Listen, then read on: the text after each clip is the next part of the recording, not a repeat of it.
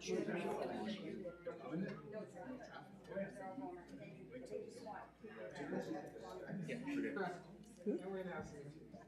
we're good. Good evening, Council. I am looking for an approval of tonight's agenda for September 5th, 2023, moved by Deputy Mayor Scryer, seconded by Councillor Thompson on the question. Seeing there are none, please vote now.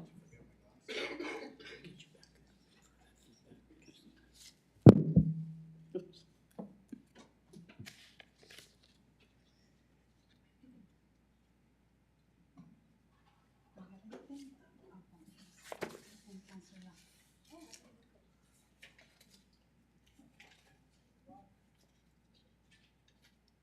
Motion carried 7-0. Well, as we are all aware, the first Tuesday of September is a really special day. It's a day when communities across the country send their students back to school. And it was the first day of school for many young people. And, we certainly would like to remind you that it's fun to see the smiles on the faces and the stories that they tell as they begin another academic school year. But back to school also means more traffic, not just buses, but also vehicles on the road. So I would ask that everyone be extra careful on the roads as the young ones and middle school and high school kids return back to their classes.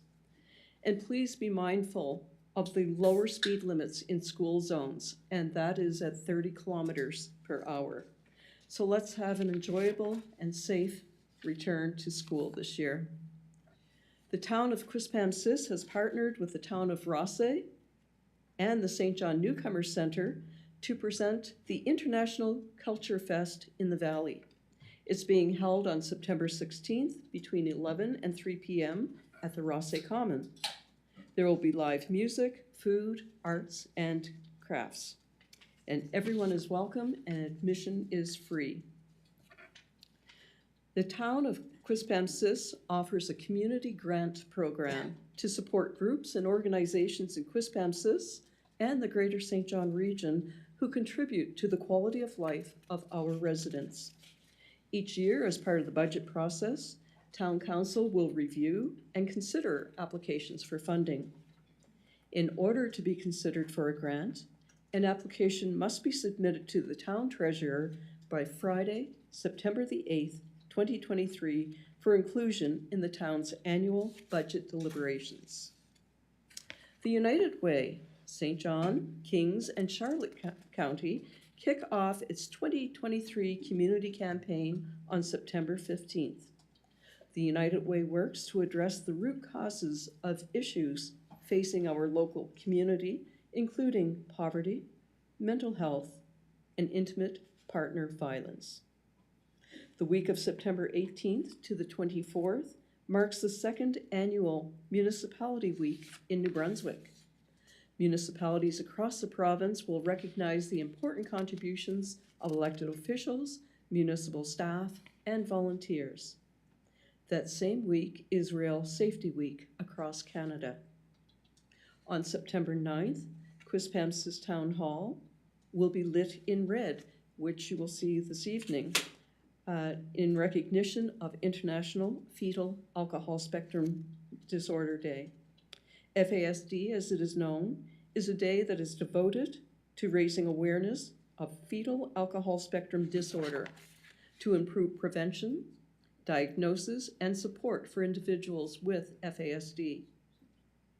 On September 10th, flags will be lowered from sunrise to sunset to recognize the Firefighters National Memorial Day. Now, the fast-growing sport of pickleball, and I'm sure everyone has heard of pickleball because we can't get that name out of our heads. The fast-growing sport of pickleball has produced a pair of national champions from our community. Congratulations to Brenda Doucette and Lynn Fullerton on winning 2 gold medals in their age group at the 2023 Pickleball Canada National Champions in Regina. Brenda also won a silver medal at the event. Both are from Quispamsis and are members of the KV Pickleball Club. I have played with both of them. I'm here, they went away to the Nationals. We are proud to offer 4 outdoor pickleball courts over at the Qplex for our residents to use throughout the warmer months. And I know that as soon as the nets go up, we try to leave them up until about November, I guess, in many cases. So we're certainly looking forward to that. So a great job to Brenda and to Lynn, and congratulations to them. So now we will move forward, and I will ask Councillor Miller for the treaty acknowledgement and moment of reflection. We would like to respectfully acknowledge that Quispamsis exists on the traditional territory of the Wolastoqey, Maliseet, and Mi'kmaq people whose ancestors, along with the Passamaquoddy tribe, signed peace and friendship treaties with the British Crown in the 1700s. We'd also like to take this moment to pay respect to the elders, past and present, and the descendants of this traditional territory. And may we also remind ourselves of the important work that we have before us tonight. May we make good decisions without prejudice or bias, and always in the best interest of our community, which you're here to serve. Thank you, Councillor Miller. I'm looking for a disclosure of interests. There are none. On to presentations. Canada Mortgage and Housing, Corporation Housing Accelerator Fund, Town Application. In attendance, we have Dillon Consulting, Stephen Stone, partner, and Quispamsis Planning Director, and Jennifer Brown, Associate. So please give your name for the clerk.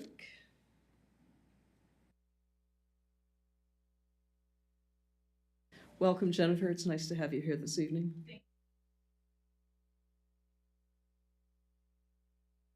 Really happy to be here. I'll be joined momentarily by my colleague, Stephen Stone. I also just want to acknowledge I have another planner with me as well, Harrison Ellis, as part of the planning team with Dillon Consulting. I have a remote here. I'm just gonna see, I don't know how to use it, so we're gonna test her out. I was told green to connect. It's giving me a laser. I can see myself, which is, what screen? This one?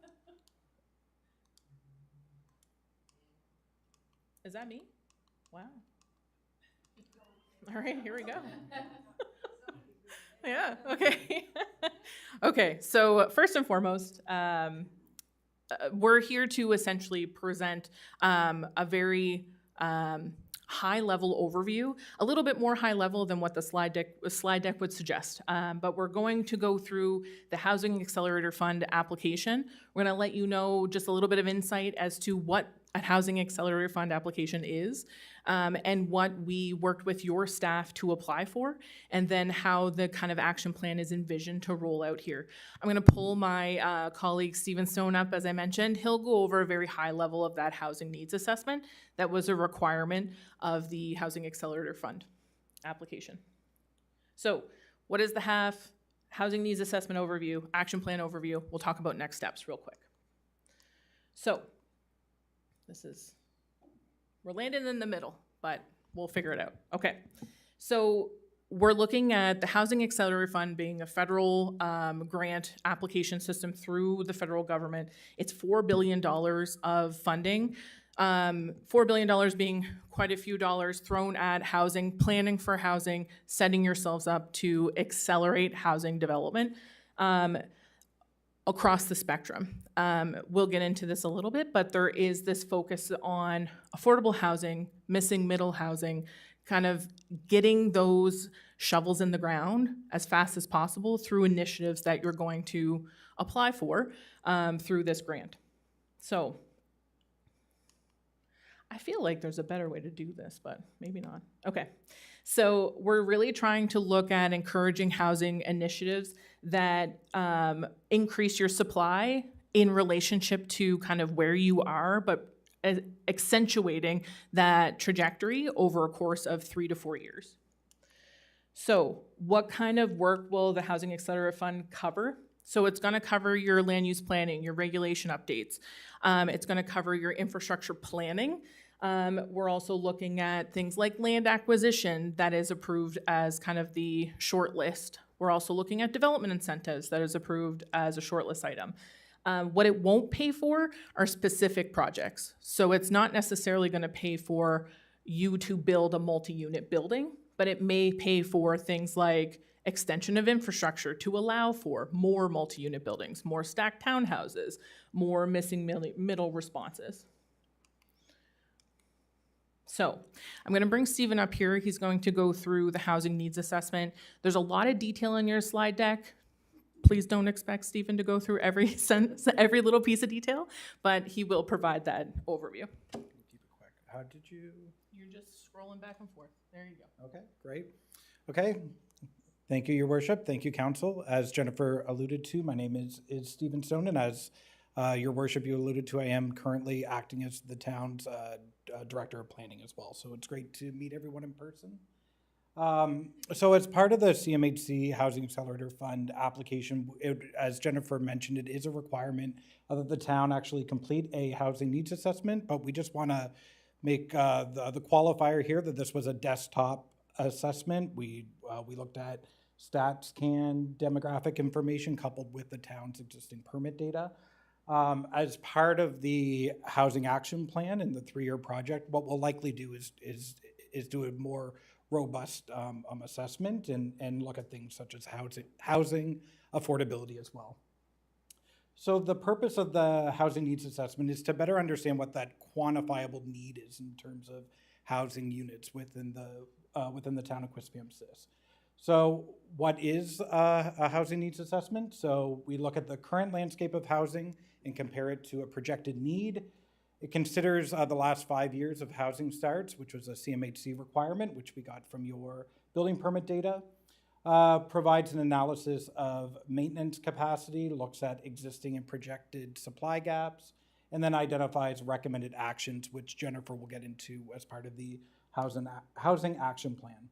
So in terms of population growth within the town of Quispamsis, so the town has experienced pretty steady population growth over the past 20, 25 years. That rate of growth has slowed a little bit over the last decade. But generally speaking, we're looking at a growth rate of between 3.4% and about 0.3% over the last 20 years. So when we're looking at the growth projections, I'm not sure if it's probably the best I can do here. We're looking at a low growth projection being that 0.3% annual population growth, and then a high growth projected to be 2.5%.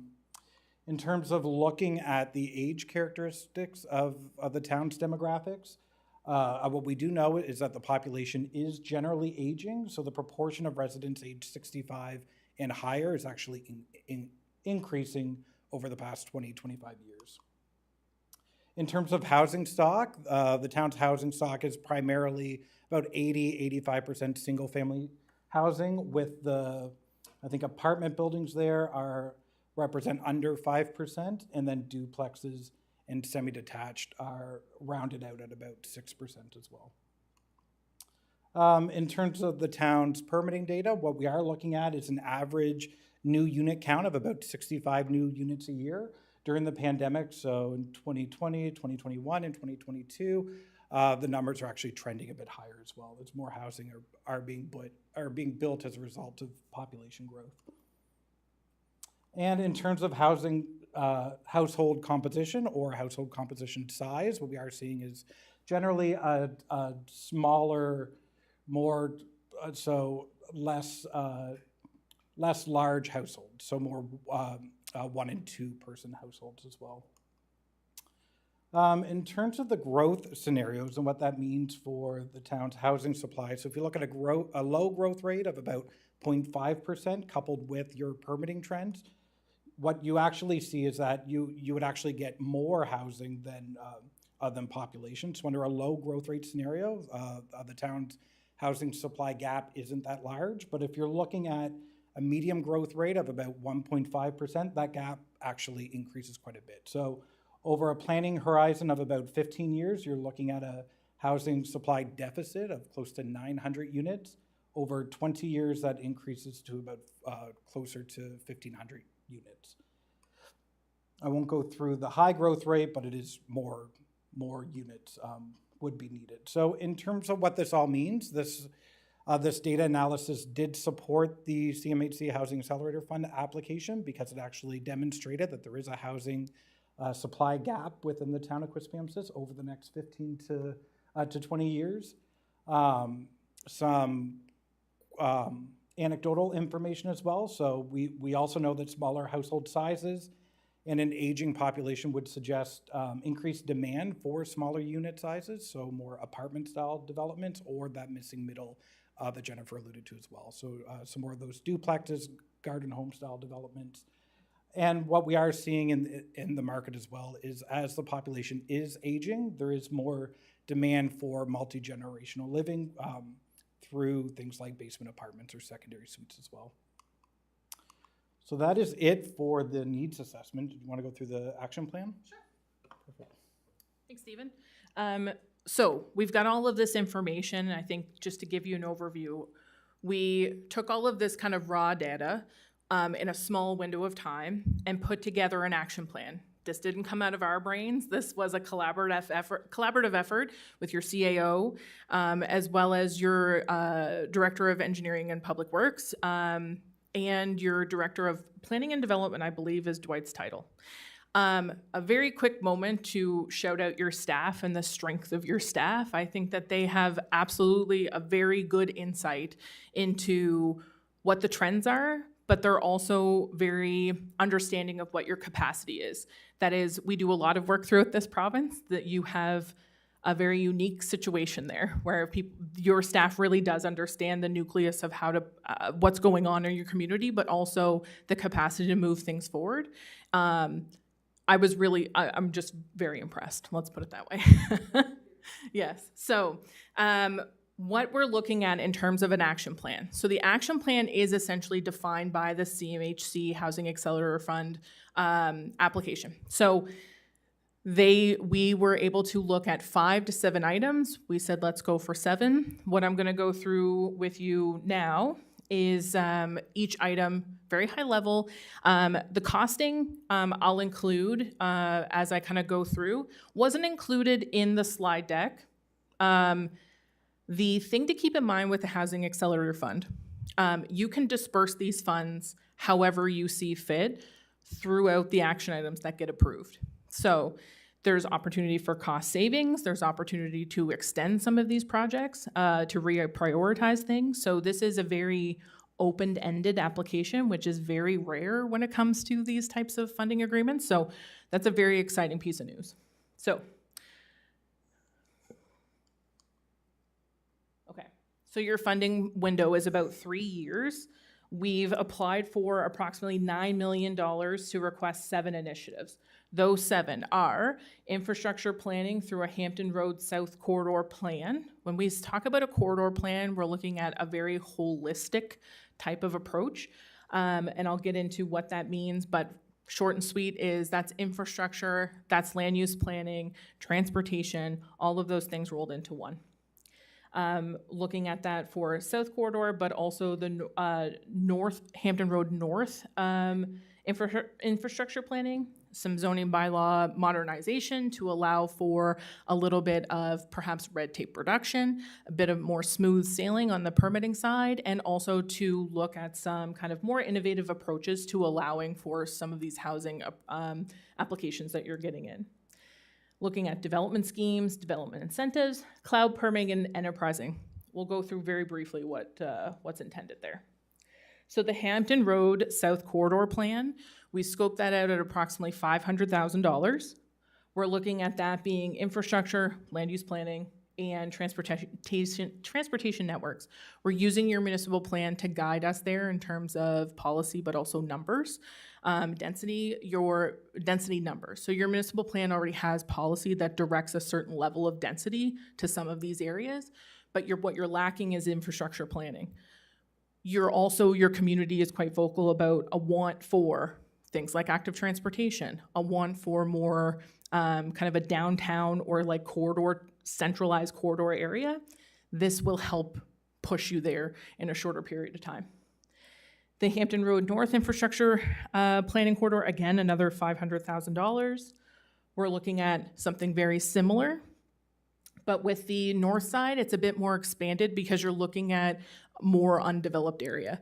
Your Hampton Road South, you already have a lot of intensity there, a lot of demand there, so it's more predictable. That Hampton Road North, it's a bit more of a blue sky scenario that we can narrow down to kind of get the community, collaborate with the community, get the community what they want. The zoning bylaw modernization, $150,000 is what it's scoped at. Again, this is a robust look at your development framework to ensure that you're not taking unnecessary applications through PAC, for example. If there's rubber stamping happening at PAC, we can clear that out. If there are things that are, responding to trends, or if we can capture trends ahead of time, this is what we're talking about when it comes to zoning bylaw modernization. Development schemes is a really kind of interesting potential piece of work that's scoped out at approximately $750,000. What you're looking at for a development scheme is essentially getting to almost a pre-approval stage on pre-identified pieces of land. So if the town has a piece of property, or you're working with a land developer or a property owner who is saying, we'll divest this land through a proper process, what we're trying to do is develop pre-approved right from land use planning right to building permit stage, so that folks are coming in and saying, I know that this is approvable, and they're already ahead of the game. So the rezonings are done, the PAC applications are done, their permitting is pre-approved. There may be some nuance that they have to work out, like maybe they want one less story, or maybe they want parking to be coordinated in a different way. But all of that is worked through and pre-approved. So that would involve infrastructure planning, that's involving architectural design, renderings, all of that, building code, ready to go. So they're coming in and paying for permits, and essentially it's shovel in the ground. So quite exciting in terms of potential there. Development incentives are scoped at $500,000. Development incentives are, again, this is a suite of incentives that you're saying, okay, we know what the market is saying. How do we get more of what the market wants? And then incentivize developers to come through the door. That can look like a range of things. If you know, for example, that you want mixed-use development in a certain area, you can have a mixed-use development incentive. If you want affordable housing, you can create an affordable housing incentive, and that will, in theory, and if done as best we can in the legislative framework we have, pull those people through the door to put those affordable units in place. Cloud permitting, this is, I was really excited to see CMHC put this on their possible, hand talker, put the mic down. I was excited that they put this on their list at all, because I think that what they're seeing is this opportunity to leapfrog technology, where, if people are not doing online permitting, and this is something that they're coming to the clerk with a piece of paper and letter saying, I want to build here. Instead, what you're getting is better applications. You're getting the same information every time, so it takes the opportunity for error out of the process, which effectually limits red tape. It also allows for just, frankly, better applications and a streamlined process. Defined, predictable, transparent process. We've scoped the cloud permitting at $750,000. The last piece on the list here on your action plan, we've labeled under enterprising and related it to one-stop shop for development. So it would be creating a system where people could come through for their building permit, their plumbing permit, development permits, any applications that they would need to get their development off the ground. One streamlined system, one streamlined application, so that it, again, this is building off that cloud permitting where you have a predictable, transparent process and taking you kind of up that next level. What that also gives you the opportunity to do, though, is create essentially a budget for, in this window, renovations for people to have a counter to come up to. All of this can be funded through this application. So a lot of potential there. you have a really keen development community, and this is something I think that we're hearing from developers all over the province. They want to understand online what the system is before they have to come to the door, and that cloud permitting plus a one-stop shop together would, again, leapfrog a lot of that kind of headache that folks otherwise would be going through. That is scoped at $750,000. So when you add up all those numbers, you're going to know that it does not equal $9 million. Now, this is not just bad math.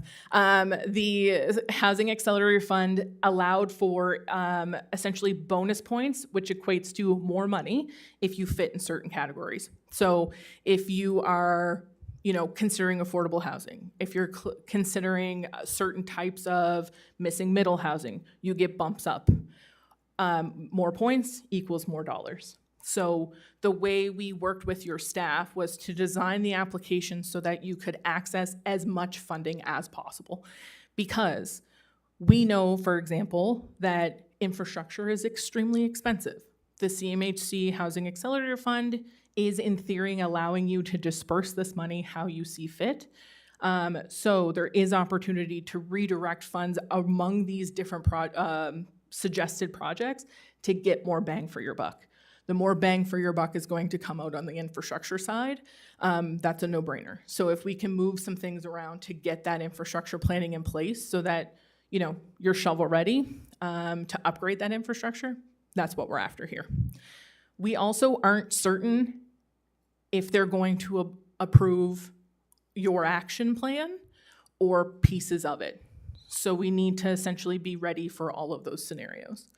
$4 billion around all of these municipalities, that's a lot of money. The assumption is you'll get some slice of the pie. We've just not been told how they're going to slice up that pie. So, in terms of next steps, so your application has been submitted, but it's not been reviewed by CMHC yet.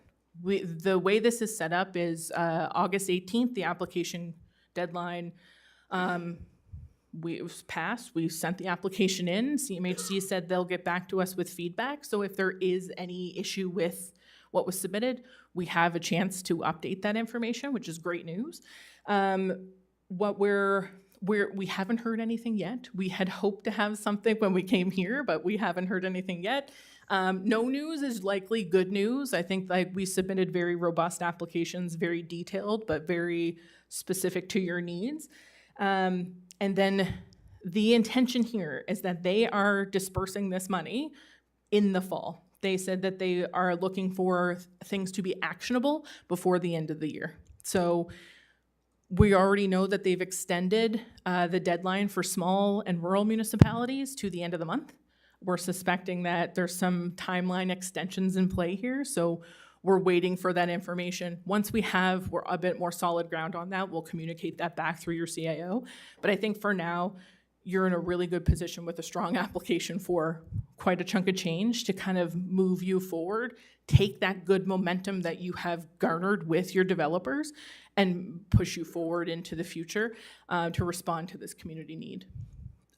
So just to reiterate, really happy to be working with the town of Quispamsis. Stephen and I have absolutely been thrilled with the collaboration effort with staff so far. We've worked with yourself, Mayor O'Hara, through the Fundy Regional Service Commission. Several faces around this room we've worked with. We're really happy to come and work in more detail with the town. Really excited for this opportunity, and I think it's whatever comes out of it, I think is going to be extremely positive. So really appreciate the opportunity. Stephen and I are here to answer any of your questions.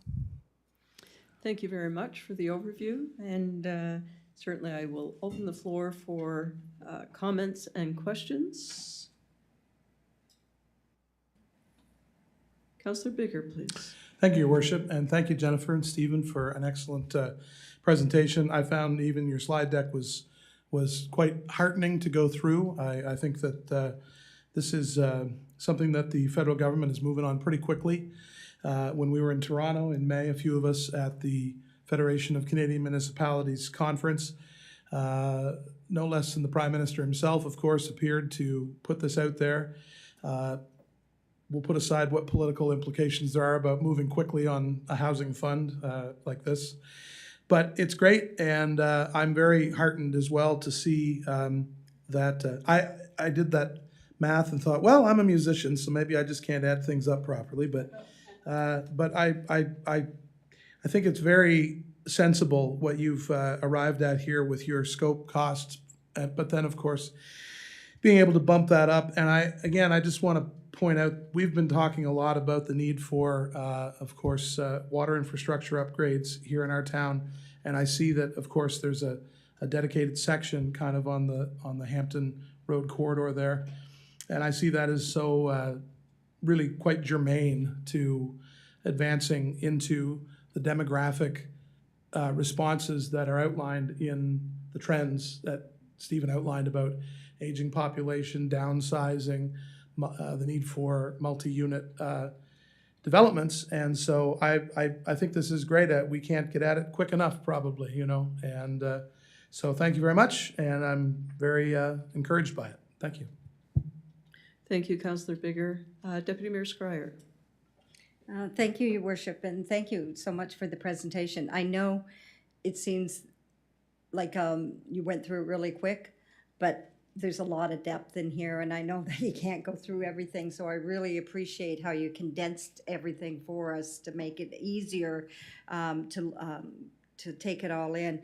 And I know the housing needs assessment, from what my understanding was, a section that you had to tick off that you did. So I know that will do a deeper dive in case council is worried, you know, like into the actual housing needs of, you know, when it comes to affordability, size of housing, where the gaps are. That still needs to be done for our municipality in order to move forward with a lot of the other questions that the developers have. So I know and that's not within this scope of the project at this point. Okay, I just wanted to make that clear and make sure that you were with me on that one. The other thing that I'm a little amazed at, how hard it is in order to bring in the infrastructure. It's difficult, I shouldn't say hard, how difficult and challenging it is to bring in the infrastructure. So this is of no guarantee of paying for infrastructure, is that my understanding? You can hear me? Yes. Through you, Your Worship, to the councillor. That's correct. This is not a pipes in the ground dollar figure. What we can assume, I shouldn't say that, we can attempt, not assume, we can attempt to find cost savings to equate to pipes in the ground through this application, because of that caveat being that you can disperse this how you see fit. But to answer your question, as we're looking at this action plan, no, it is not equating to pipes in the ground that will facilitate X number of units. What we would do, based on your previous question, is look at that housing needs assessment in more depth to influence costing out what that infrastructure pipes in the ground would equate to in that action item 1 and 2. We would look at making sure we understood and that the council has information on how much exactly that would cost. There's some preliminary understanding of what this could cost, and we think that we can achieve some of that through kind of moving around priorities, but we know that some of this needs to influence your budgetary conversations moving forward. And I think that a big part of that action plan and a big part of that infrastructure planning piece is to position your staff to apply for the federal funding that comes out, formerly green municipal funding. Whatever the evolution of that is, you're going to be in a much better position to apply for it in a much more immediate way than you were previously.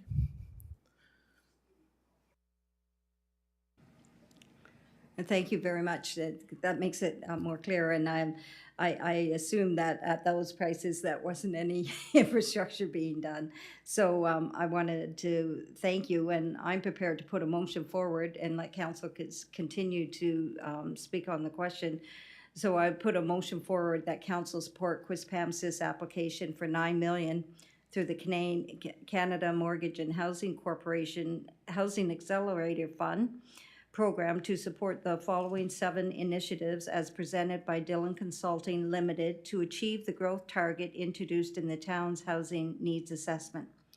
1, Hampton Road South Corridor Plan. 2, Hampton Road North Infrastructure Planning. 3, Zoning Bylaw Modernization. 4, Development Schemes. 5, Development Incentive Program. 6, Cloud Permitting. And 7, Enterprising One-Stop Shop. Thank you, Deputy Mayor. It's been moved by Deputy Mayor Scryer and seconded by Councillor Miller on the question. Councillor Miller, did you want to? Yes, thank you, Your Worship. Thank you for your presentation.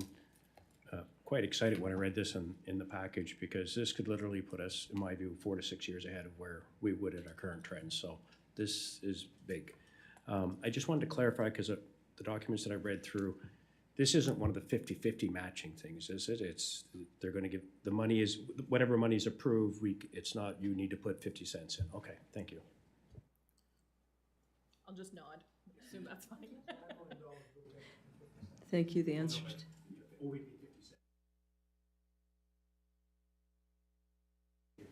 Councillor Olson.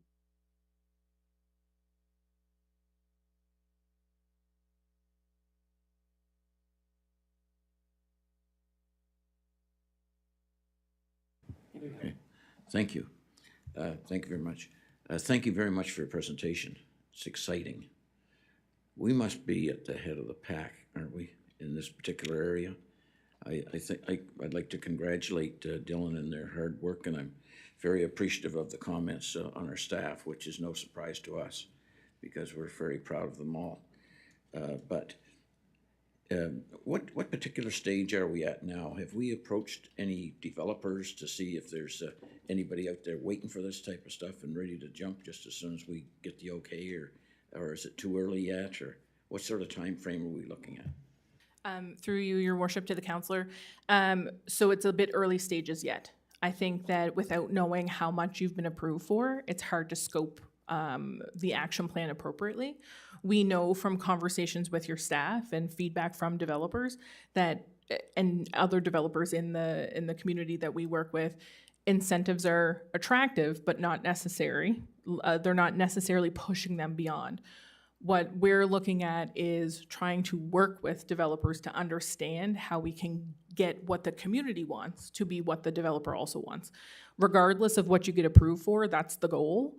So I think that it'll be really key to work with your development community to understand what it is they're actually asking for, because when you talk to the development community, there's things top of mind, exemptions from permitting or support on infrastructure installation, road infrastructure, all of that. That's top of mind for them because it affects their bottom line. But we have to get into the nuance of that conversation, and we're waiting. That would be kind of a very defined next step once that approval comes through. Thank you.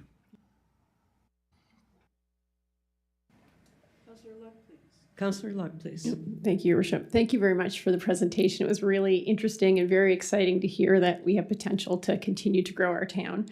I just have one question, more so for clarity. You talk about South and North Hampton Road, and I just didn't know if the North Hampton Road would go to Palmer Brook, or are we talking on the other side of the arterial, like still kind of north of South?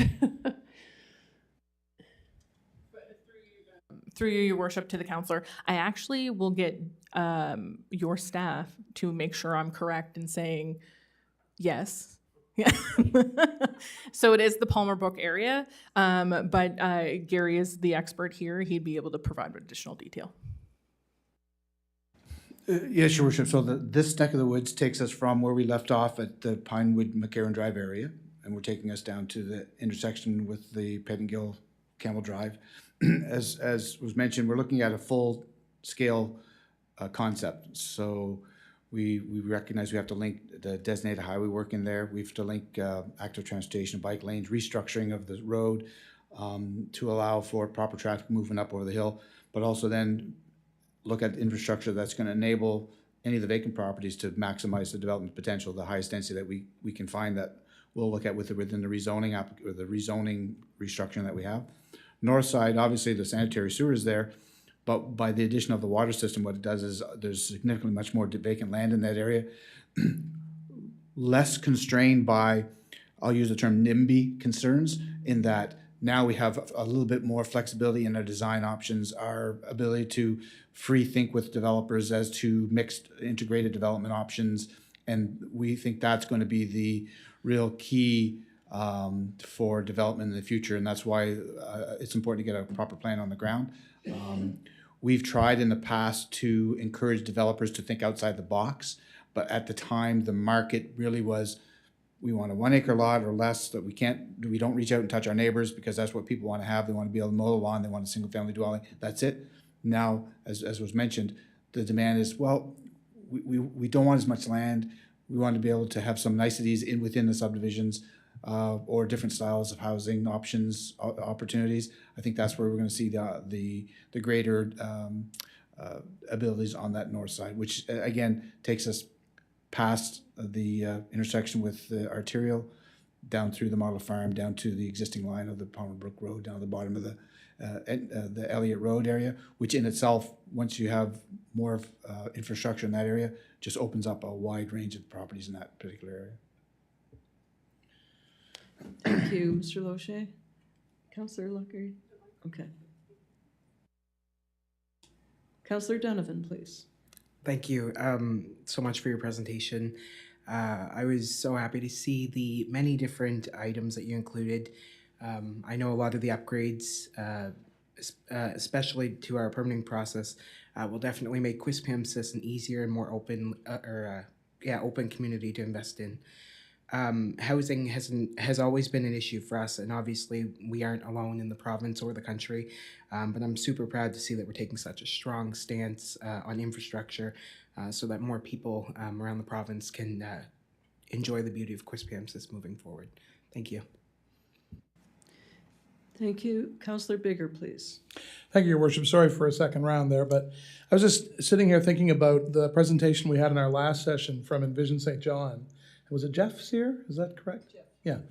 And I was thinking about, he was talking in a section in that about sort of developer equity, you know, and the perhaps you guys are familiar with this trend, the concern, the sort of the adverse nature of some developers to even sort of take the chances. And so I think that this is real hand in glove as a response to that issue. You know, if we streamline bylaw and allow cloud permitting and, as you say, one-stop shop with enterprising and so on, it just really occurs to me that it's a very direct way, if we can fund some of those overhauls in our system, to address some of that apprehension that might exist out there in the market, you know.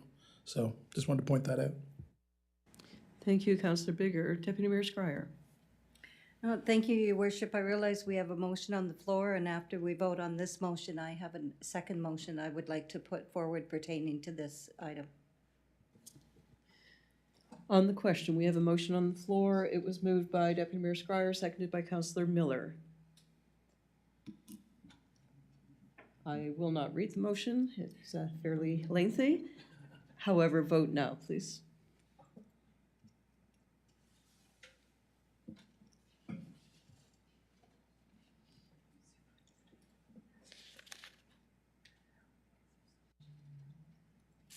Motion carried 7-0. Thank you. And Deputy Mayor Scryer. Thank you, Your Worship. In light of everything that I heard tonight on the presentation, you know, if the funding comes through, which it looks very positive, then I don't want us to be behind the 8 ball. So what I would like to see is that council approve that the town of Quispamsis move forward with the housing needs assessment in a more depth analysis, looking at the type of housing that we need, the size of the housing, things like that. Instead of waiting, because if we wait for the announcement and then we still have to dive even further to get down to the questions that we have that we discussed tonight, that could take another couple of months. So I would just like council to entertain that staff look at what it bringing forward suggestion on a housing needs assessment and the cost of it and how we can move forward to get that done as soon as possible. Thank you. So moved by Deputy Mayor Scryer and seconded by Councillor Bigger. On the question, I'm just going to look. Would you like to read back the motion? Do you have that? I believe the motion, Deputy Mayor, and you can correct me, is to have staff move forward with seeking out a housing assessment and to determine the costs of that before we move forward, to have staff determine the cost of that. Is that correct? Yes. Okay. All right. On the question, Councillor Miller. Thank you, Worship. Thank you, Deputy Mayor. I guess I'm just a little bit confused because I thought the stuff from Envision St. John and what we did here is actually the housing assessment says we need it, because we would have had to have proven that, I believe, for the application to go through. So I think the assessment is already done, but I'm going to defer over to our Director of Engineering, please. Your Worship, I interpret the request of the Deputy Mayor is a little bit more in-depth, looking at the types of housing, the breakdowns of whether it's higher density, low density, affordable, those types of things, which would be used as we move forward. It would likely be an integrated part of whatever funding we receive on this housing application fund. But it sounds like the Deputy Mayor does not want to wait till we hear whether we get money or not to move ahead with the study, because it would be part of the next steps with the funding that we receive. That's something we would be doing. So the question is whether we want to do it on our own, with our own nickel, or wait until the funding grant comes together, and then that is going to be part of what we undertake anyway. Thank you, Mr. Logier. I'm going to go to, do you have a follow-up? No. Okay, I'll get back to you in a second. That wasn't my understanding, what I heard tonight, so I'm sorry if I misunderstood what you were saying. I thought that we hadn't done a deep dive into Quispamsis as it stands today. So, no, so anyway, I'll rescind the motion because I'm really perplexed with this, and I would really like if I could have your input on this as to how we're going to do this, get this deep dive, because it's not only about, you know, what the housing is, it's what our labor market, where is our labor market working? Where are the people that are working within our industries in Quispamsis? Where are they living? Are they living within our riding? Can they find housing within our riding? You know, the affordable housing piece, there's a lot to it. So I don't want it to get left on the sideline and say, well, there's so many 7 item actions here that maybe it won't get done. So just if I could have clarification on that, and if it's so be, I'll rescind the motion. Thank you, Deputy Mayor, and it would be to withdraw the motion. Before we have that answered, I'm just going to go to Councillor Luck. My comment may not be, relevant if the motion is withdrawn, but I'd actually like to hear the answer, because I guess the question I had was, my understanding of this application was not for specific housing, but for infrastructure. So if we're putting water in and we're putting wider roads and active transportation and sidewalks and all the things getting ready for whatever that looks like, I don't know if there's a rush in doing the study. I agree with Councillor Schreier, it needs to get done, and it sounds like in the next phase it would. And I don't know if that would slow us down any, because again, the water lines are the water lines. It doesn't matter if it's going to an apartment or if it's going to a single home or if it's going to multi-unit. We need the water, and it's going to take us a little while to get the water, and that would give us time to then do the needs assessment to make sure that once all the infrastructure is in place, we're putting the right buildings in the locations. Is that what the plan is, like long-term? Thank you, Councillor Luck. If somebody would like to...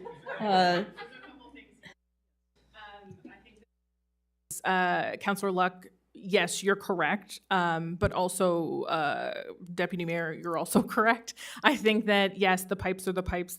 We know what the capacity is going to be. Yes.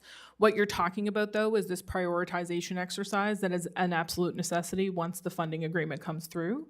The housing needs assessment would be iterative. It would have to be updated year to year as you roll out these initiatives, because your housing needs assessment, once we have new data, obviously the assessment becomes better.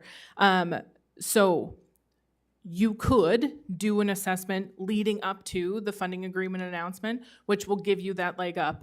But if you're planning to prioritize the infrastructure planning portion, then you would do the infrastructure planning, plan for what needs to go pipes in the ground, and then your next step would be, or even a concurrent step would be updating the housing assessment to do that deeper dive.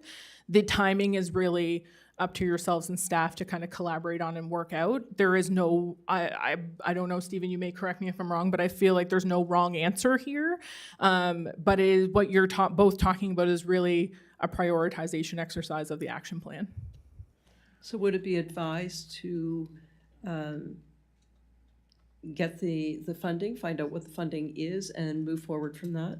What you could do, Your Worship, is Stephen and I can provide a costing where there's no problem in that. We can provide you with what we would assume the scope to be and assume the scope to cost. That's no problem. That can be brought back to council as a separate kind of point of decision making. In terms of doing it ahead of time, if the plan is to take the money out of the funding, the risk would be that, you know, you unbalance the funding. Who knows what you're going to actually end up getting approved for? So there is obviously that risk in paying for it yourselves. It's going to have to be done regardless, but it'll just be a timing issue. Yeah, the only other thing I'll add to that is that any initiative that begins after May 1st of this year can be retroactively applied to any funds given out. So if you do start it now and start paying for it, you can actually pay for it through the CMHC Housing Accelerator Fund. But as Jennifer rightly points out, there's no guarantee that that fund is going to come through. I got it. Councillor Olson. Thank you, Your Worship. That was my concern in the original debate that's going on right now. When do we have a chance to prioritize? And those priorities could change over time, you know, and there could be a new initiative that highlights that housing should start and dig up the ditches and roads afterwards, you know. So I guess I was just a little bit hesitant in thinking just where do we concentrate our efforts to get the biggest bang for our buck. So I think a lot of that comes with getting an approved, you know, funding. So, no, thank you. Thank you, Councillor Olson. Deputy Mayor Scryer. I was just going to revise my motion to ask that staff direct Dillon Consulting to scope out the cost of a needs assessment for the town of Quispamsis, housing assessment. So it's been moved by Deputy Mayor Scryer to have staff approach Dillon Consulting to do a needs assessment for housing within our town, and it is seconded by Councillor Bigger on the question. Councillor Bigger. Thank you, Your Worship. Yeah, it seems to me that the deeper dive aspect of a housing needs assessment, given the condition that there's retroactive funding opportunity, should we be approved down the line, we can apply that retroactively to what costs we would encounter based on perhaps on the scope of costs that you can provide us with later. But I really see it as, yes, we have some statistical analysis, as Stephen has pointed out, and you know, as he suggests, as he called it, a desktop sort of analysis. But I'm looking for, and I'm thinking again about the Envision presentation, the constant conversation everywhere that municipal leaders seem to gather anywhere these days about housing needs and infrastructure needs and everything. I want to know what kind of projects, when they come before us, we should be approving based on, you know, the details of what we have learned about our community. And I'm sure I imagine that's what everybody thinks. That's, as I guess, maybe as plain as the nose on my face. But that's what I'm really eager to discover is, you know, sort of not just I mean, I want to know, we have myriad projects come before us where people are seeking for zoning approval and what have you. And I want us to be able to know exactly what sort of incentives we should be, offering to the end of managing the housing shortfall that's projected according to the numbers that Dylan has provided us with. So I'm very eager to get my hands on any information ASAP, because it seems to portend quite poorly for us if we don't sort of get at it. So anyway, I don't know if that helps to sort of boldface the value of getting at it straight away, but that's the way I look at it. Thank you, Councillor Bigger. And again, on the question, we have a motion to have staff approach Dillon Consulting Limited to give us a more in-depth needs assessment, I guess. On the question, please vote now.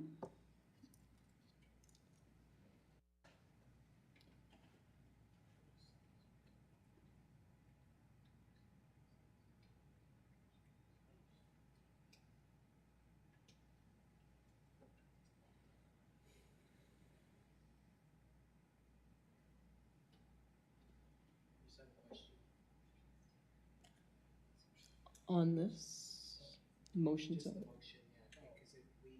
From what I understood, we were asking Dylan to provide a cost estimate, but the motion reads that we're approving to do an in-depth housing needs assessment. So I was, like, the pricing versus the assessment are two different things. Yeah.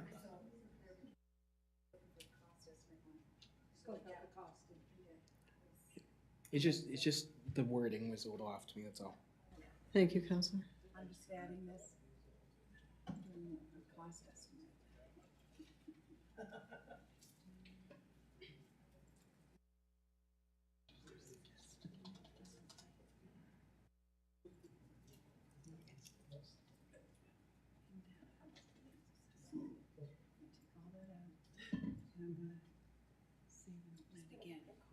Okay. If you want to just revote, it's been revised there accordingly.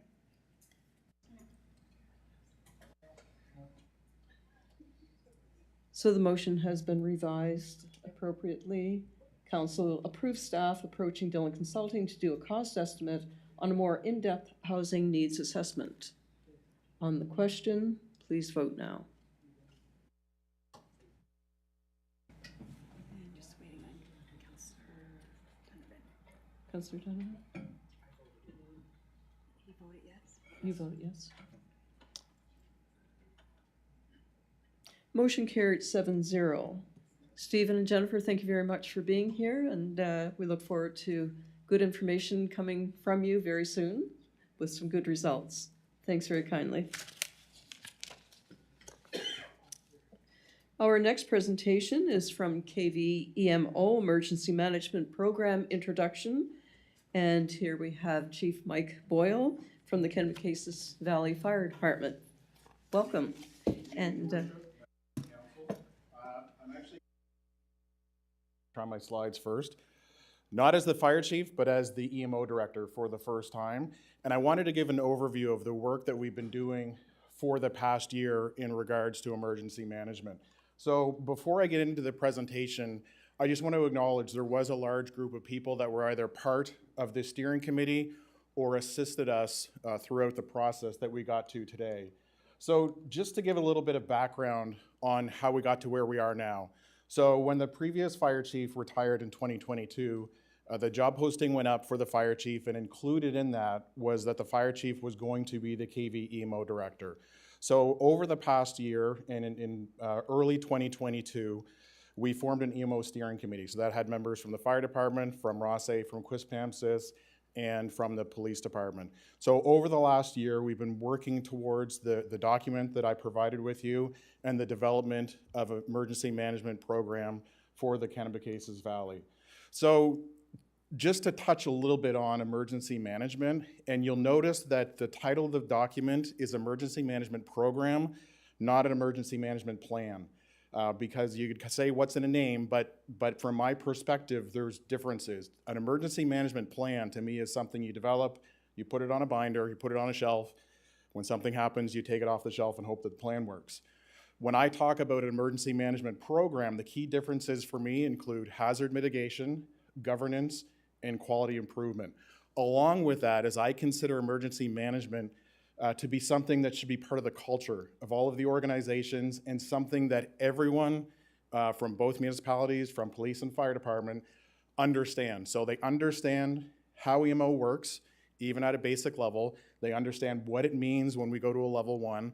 And most importantly, they understand what it means for that individual, whether it is a member of council, whether it's a firefighter, or someone that's in the works department. So that's why you'll see it titled as an emergency management program versus a plan. So the mission of the KVEMO, very simple: keep people safe. That's why we're developing this. That's why the organization is going to exist. Beyond that is we want to understand the risks that the community faces. What can we do to prevent or at least lessen the impact of those risks? And how do we manage a joint response if something happens, whatever emergency or disaster it is within the community?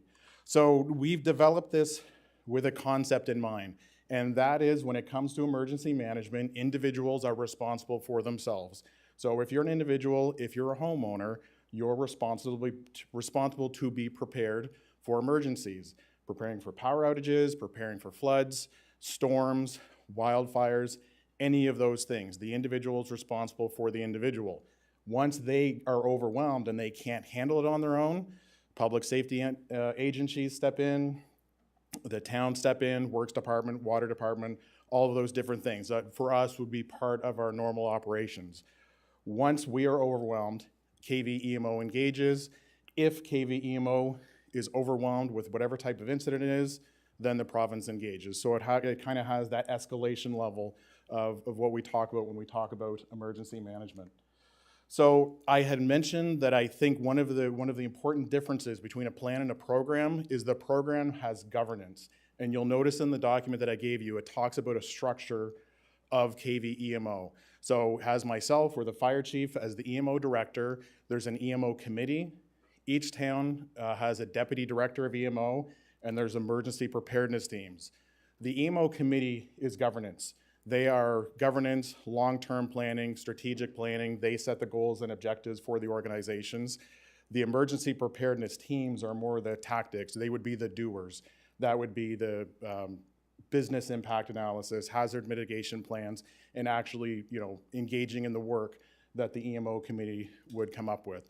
And that's the structure that we're recommending for the organization.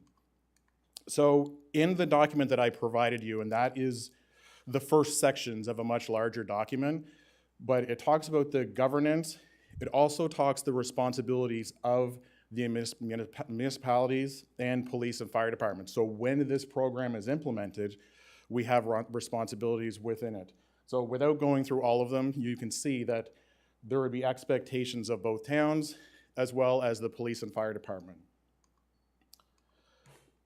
Later this month, when we present before Joint Finance, there is going to be a funding ask for the KVEMO. In order to do this, we need to fund it. So I've looked at different organizations, City of St. John, Colchester EMO, got information on what does it take to run an EMO.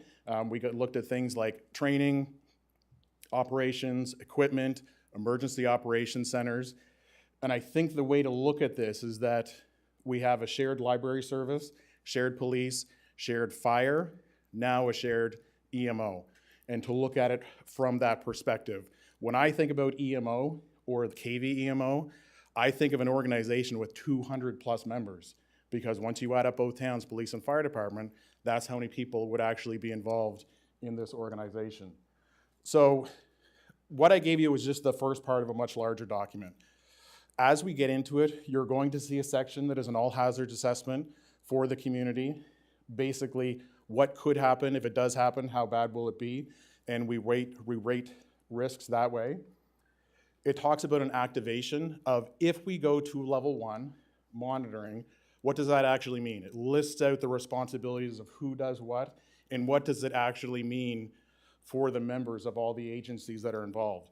Because one of the gaps I found is if we say we're going to level 1 monitoring, if you're a town employee, if you're a firefighter, sometimes there's a disconnect. Is we've gone to that and the staff don't even know that and they don't even understand what it actually means. So it lays out the understanding of what it means for the those leading EMO plus all of the staff members actually on the ground. There's going to be a significant communications piece to this. So there will be sort of a normal communication part where you would see KV EMO having a social media presence, Facebook page, providing general information to the public, prevention, preparation, that sort of thing.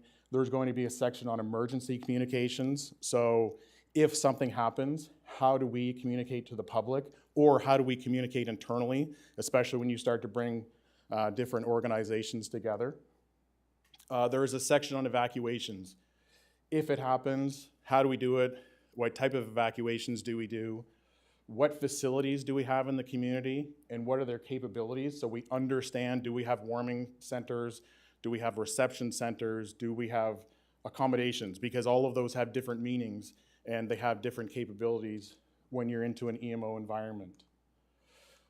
And of course, EMO is all about people.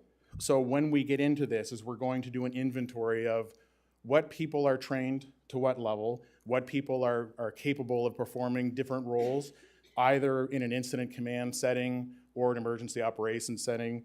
You know, who do we have as safety officers? Who are our planners? Who needs training, which is also a big part of this as well. And then, as I had mentioned, there's a big quality improvement piece to this as well. So at the fire department, if we have a significant incident, we do something called an after-action review. We get everyone involved together. We talk about what went well, what didn't go well, what needs to be improved. So you would see that evaluation whenever we do exercises or we actually have some sort of an activation. There would also be exercises that would happen. So whether they are tabletop, classroom-based, or whether they are in-person exercises, and of course there'd be different levels and scopes of exercises that we would go along with that. So if we were to talk about, okay, what's next? We've been working on this for about a year now. What has to happen? When we present in front of Joint Finances, I'm going to present a budget for EMO that will hopefully be approved, that will support the organization. Within the council package, I provided a draft bylaw. That is just a recommendation, and I realize once staff get a chance to look at that, there would probably be recommendations on what would need to change, but similar to the fire protection bylaw, is I'm hoping that it is a similar bylaw between the two towns. After that, it's mostly completed, but finishing up the community risk assessment, then we get into the developing the structure of the organization. So the EMO committee, who are the deputy EMO directors, who's on the emergency preparedness team. Like there's a lot of things that have to go along with that. Then we're into training and meetings. But I'm at a point right now that I've done everything I can individually, and realizing we've had a steering committee, but right now, KV EMO is me. And we need a team of people to be able to start finishing that program and move forward. Realistically, this is gonna move forward in phases that you'll see. We'll have a certain capacity within 1 year, within 3 years, and within 5 years. And you know, we would probably be 100% up and running, you know, within the 3 to 5 year range, just because there is so much that actually goes along with it. So there's a lot of information there. As I had mentioned, the document that I gave you is just the very first part. Talks about the governance, talks about some legislation, and the rest of that document is about another 60 pages so far. And once that document's done, then we would come back and present to both councils. So it's a lot of information in a very short amount of time, but if anyone has any questions, I'd be happy to answer them. Thank you very much. This was so comprehensive, and I was so pleased to see it. I believe that, you know, we can't eliminate all the risks and the possible events, but we can certainly work very hard, as you and the team have done, to manage and mitigate and to know what we do to go forward from any event that, you know, so should it happen. So thank you so much for this, and I'm really looking forward to seeing this sort of get some legs. So I'll go to Councillor Olson. Thank you, Your Worship. I'd like to thank Chief Boyle for his presentation this evening and his team that he pulled together. It looks like it's quite comprehensive and all-encompassing. And at the same time, I'd like to make a motion that Council thank Chief Boyle for his KV-EMO introduction, his presentation, and endorse its support for the concept of regional KV-EMO municipal emergency management program, recognizing that there are several actions required as part of the implementation process, and as a first step, the draft plan and bylaw be referred to the acting CAO and staff to work collaboratively with their Rossi counterparts, as well as representatives from the police and fire departments, with a view towards finalizing the draft plan and revised bylaw for presentation back to council. Thank you. It's been moved by Councillor Olson, seconded by Councillor Bigger. On the question, seeing there are none, please vote now.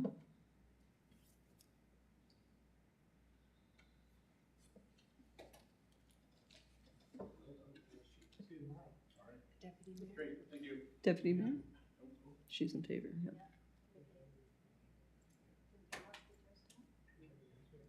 Motion carried unanimously. Thank you very much. Enjoy the rest of your evening.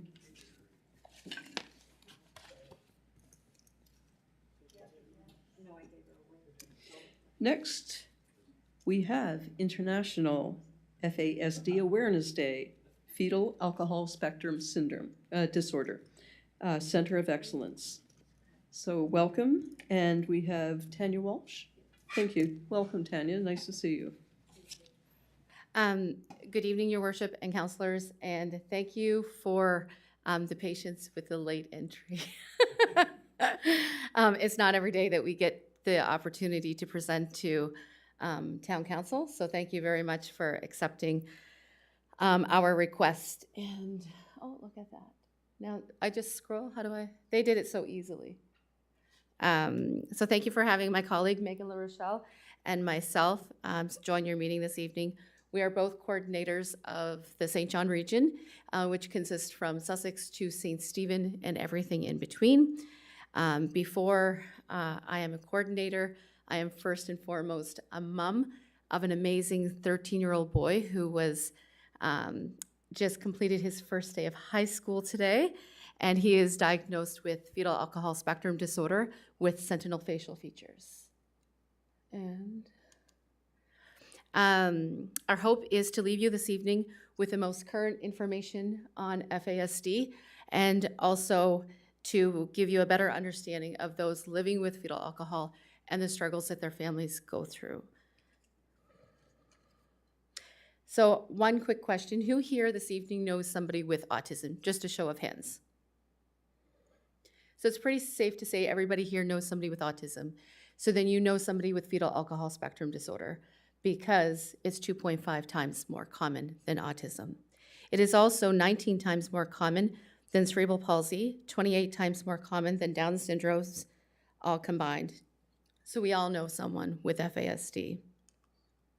So what is FASD? Fetal alcohol spectrum disorder is a diagnostic term used to describe the impacts on the brain and body of individuals prenatally exposed to alcohol. FASD is a complex medical diagnosis and a lifelong disability. Individuals with FASD will experience some degrees of challenges with their daily living and will need ongoing support throughout their life. Each individual living with FASD is unique and has areas of both strengths and challenges. When you know somebody with FASD, you know that one person with FASD.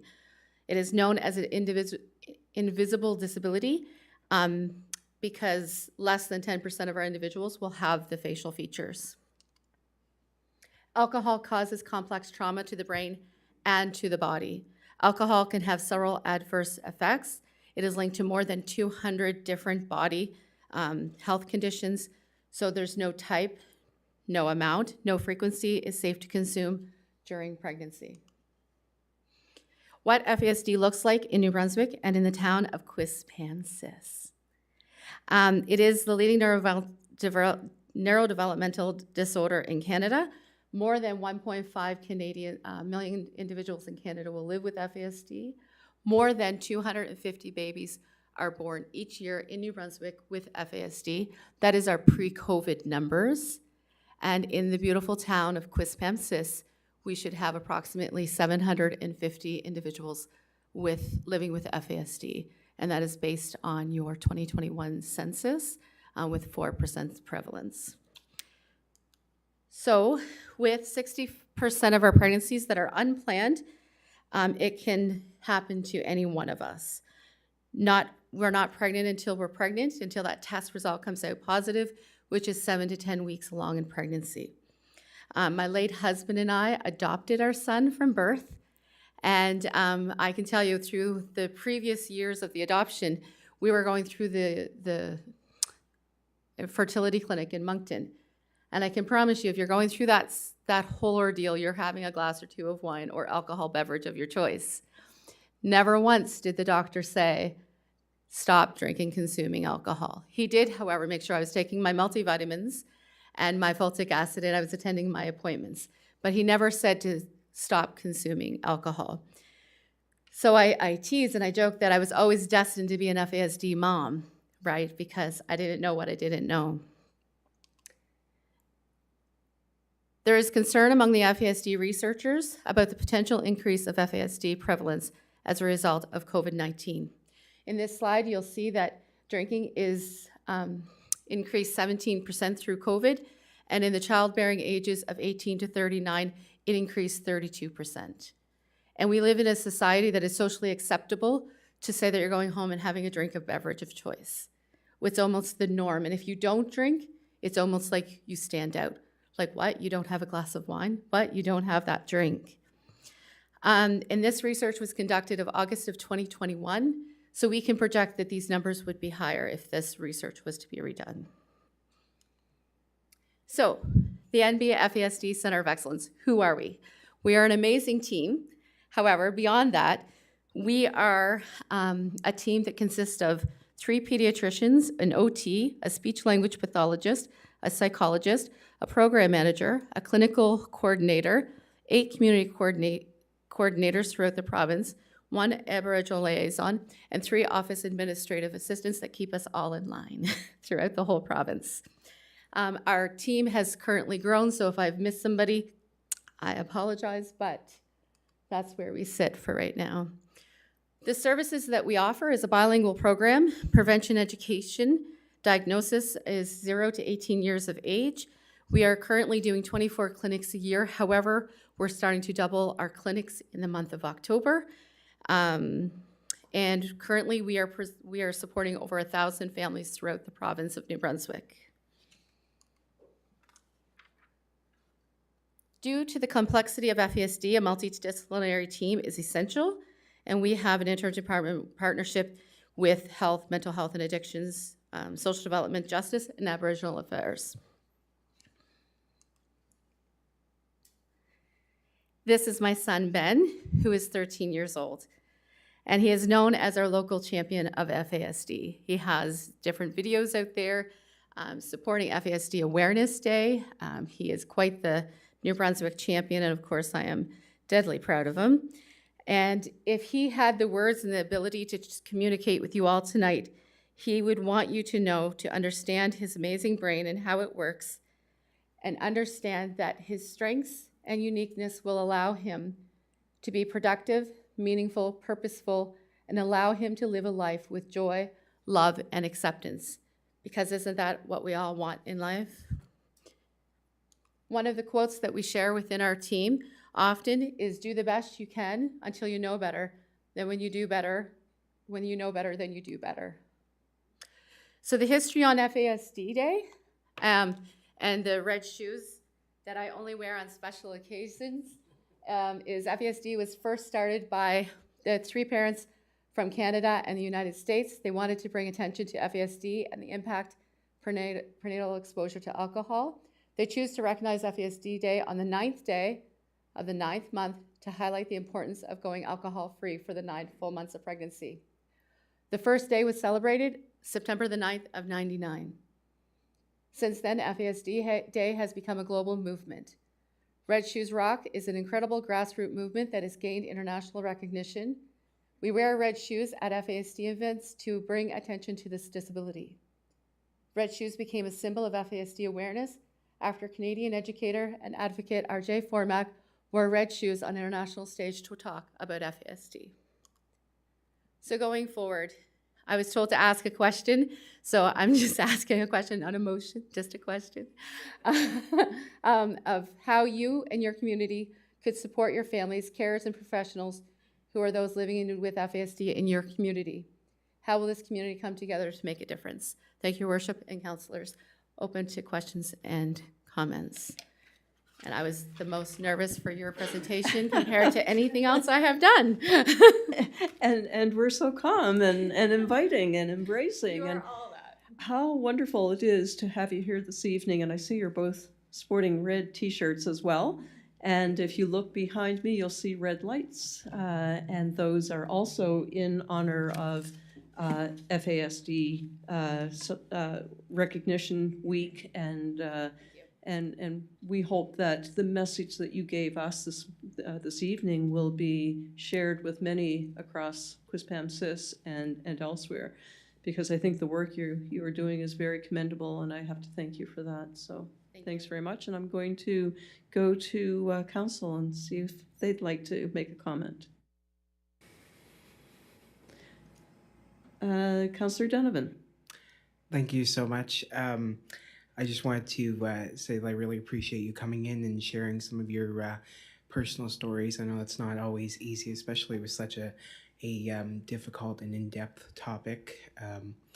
And I would just like to make the motion that Ms. Walsh be thanked for her informative presentation on FASD, acknowledging that the town plans to light up the Quispamsis Town Hall in red to mark September 9th, 2023 as International FASD Awareness Day, a day recognized around the world and intended to build awareness about the condition and surrounding stigma within communities, organizations, and governments. Thank you.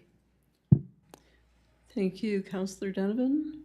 It's been moved by Councillor Donovan, seconded by Deputy Mayor Scryer. On the question?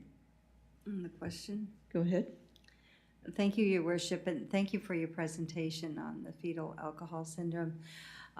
You know, I know it is a very difficult syndrome, and it seems to be very difficult to diagnose. And I've talked to different parents about the challenges and what they go through with trying to find a diagnosis. And there's also the challenge of their child ages out of the system, and the supports aren't there anymore, because I believe on your presentation it said 0 to 18, if I remember correctly. And so there is the problem when people age out of the system and there's no more supports for them. So I don't know how you come out with that solution, but and how difficult it is. Maybe you could give parents a little bit of hope about diagnosis and why they're going through what they are before we actually get a diagnosis, and they go through a lot of trauma before it gets there. They do. Through Your Worship, to the councillor, you're absolutely right. It is a long wait. Some of our kids don't come through or get a diagnosis in time. Our clinic does 0 to 18 years. However, there is plans for an adult diagnostic clinic. And also there is talk of satellite diagnostic clinics. And St. John, which is our neighboring city, is on the high line for that. So that will also help. And also to help with the wait for diagnostics. Us doubling up clinics starting in October, November of this year will also help with that wait. In the meantime, once they meet the criteria to come to clinic, then they work with one of our 8 coordinators throughout the province. So they have support. We're able to attend the common plans for schools with them. That's kind of like my role. So I would attend the common plans. I would attend family meetings. I can do the trainings. I can give that insight. If that answers your question. Yep. Thank you. Councillor Luck, please. Thank you, Your Worship. Thank you very much for the very informative session. I'm wondering if I can amend the motion to not only acknowledge that we're doing red light, but also to maybe share some information on our social media, linking it back to the clinic so people know that you guys exist, as well as maybe some information in regards to fetal alcohol syndrome in general. I think that would be really helpful to raise awareness. So I'm not sure who did the motion, Councillor Donovan, if that would be okay with the motioner and seconder. But thank you very much. It was very informative, and it's an important topic to bring awareness to. So thanks for what you're doing. Thank you. Councillor Miller, please. Thank you, Your Worship. Thank you very much for the presentation. Very informative and exactly like that quote, and I've heard our mayor say this many times, you know better, you do better.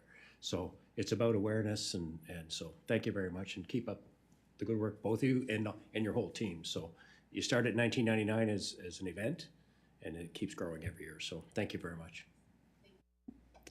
Thank you, Councillor Miller. Councillor Bigger, please. Yeah, how'd your son make out in high school today?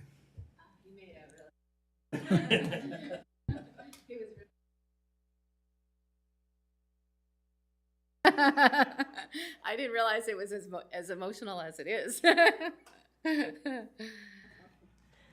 Tanya, thank you very much for being here this evening and for sharing your message and your personal story with us. And we will take a vote now, and if there are no more questions or comments, please vote now.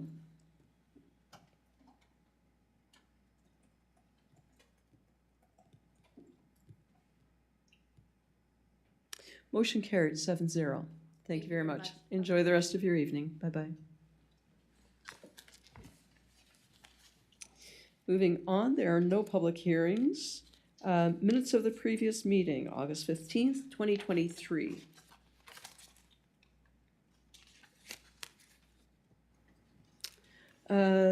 Councillor Donovan, please. Thank you. I would move that the August 15th minutes be approved as prepared. It's been moved by Councillor Donovan, seconded by Councillor Bigger on the question. There are none. Please vote now.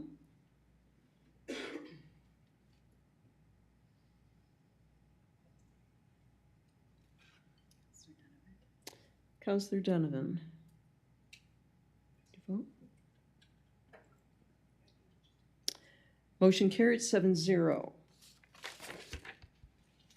On to item 8A, recommended appointments and mandate of fireworks review ad hoc committee and recommended reappointments to Planning Advisory Committee. Councillor Olson. Thank you, Worship. I'd move council endorse the nominating committee's recommendations to appoint the following individuals to the Fireworks Review Ad Hoc Committee. Mayor Libby O'Hara, Councillor Carrie Luck, Robert Hunt, Jean-Marc Poirier, Kennebecasis Regional Police Rep, Kennebecasis Valley Fire Rep, Acting CAO Aaron Kennedy, ex officio, and accept the nominating committee's recommendations that the Fireworks Review Ad Hoc Committee be mandated to, over a period of 6 weeks, meet up to a maximum of 3 times to review the questions and concerns surrounding the issue of consumer fireworks and prepare a report to present recommendations to council for the October 17th, 2023 regular meeting, and council also accept the recommendation of the nominating committee to reappoint Mr. Mark Goslin, Mr. Kendall Mason to the Planning Advisory Committee for another 2-year period effective October 1st, 2023 and expiring September 30th, 2025. Thank you. It's been moved by Councillor Olson, seconded by Councillor Miller. On the question, Councillor Donovan. Thank you. I just have a quick question. I'm not against the nominations for the Planning Advisory Committee to extend Mr. Goslin and Mr. Mason's terms. I'm just curious, do we ever have, community members that put their name forward for the Planning Advisory Committee? Because I understand it's important to, continue on with experience, but I also do think it's important to have maybe some other members of the community participate as well. So I just don't know if Mr. Kennedy or somebody might be able to provide a little bit more clarification. Thanks. Mr. Kennedy. Thank you, Your Worship. I wouldn't say regularly, but every now and then we do have some social media posts soliciting volunteers from the community to apply to our various committees that we have throughout the municipality. Planning Advisory Committee is one of them. I think it takes a certain type of person who wants to bite off that particular committee specifically, because there is an awful lot of reading and involvement in that. But certainly when any nomination comes forward, that is given to the nominating committee, and they make their recommendations accordingly, having gone through the various nominations that are put before them, and making those recommendations that then make their way to council, as these two reappointments are tonight, Your Worship. Thank you, Mr. Kennedy. Councillor Luck, please. Thank you, Your Worship. I just wanted to, I guess, ask a question in regards to the concrete date of October the 17th. I agree, I appreciate the nominating committee's recommendations not to meet more than 3 times, because I think that, this could definitely go down a rabbit hole. But I do worry just with that number of people on the committee and the timelines, and to give the topic due diligence and just trying to work around people's schedules. If the October 17th timeline, again, it would be ideal, but I'm just wondering if we want to just build a bit of wiggle room into that, maybe say the fall, just so that we can make sure that we have people at the table, and we, allow the committee that was recommended to, I guess, absorb the data, have time to maybe go back and look for other information if they need to. I'm just worried that the timeline might be a little tight in regards to having 7 individuals from the community try and coordinate schedules. Thank you for the question, for the comment. The idea to that was that there has been extensive discussion and research done on this, and the hope is that the people who are on the committee would be able to meet 3 times over the next 6 weeks. So if that's once every 2 weeks, whether it's virtually or in person, and then to have the clerk do up the minutes of those meetings and to present the findings. I know I've done research in the past on fireworks, and I think that the schedule is one that we will attempt to stick to, based on the fact that we have discussed this in the past, and I would like to see, and I guess the timelines come out of my experience with the Fundy Regional Service Commission. I think Deputy Mayor Scryer and Councillor Bigger can tell you that they were under extremely tight timelines to develop an entire strategic plan for each of their committees that they were on, and they were able to achieve that.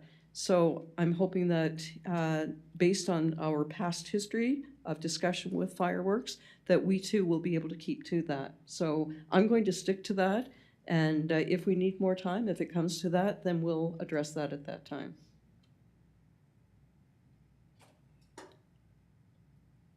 Anything else on the question? Please vote now.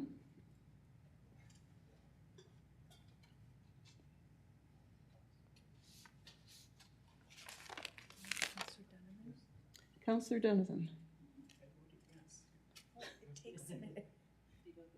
It's a long way from your desk to this desk, so.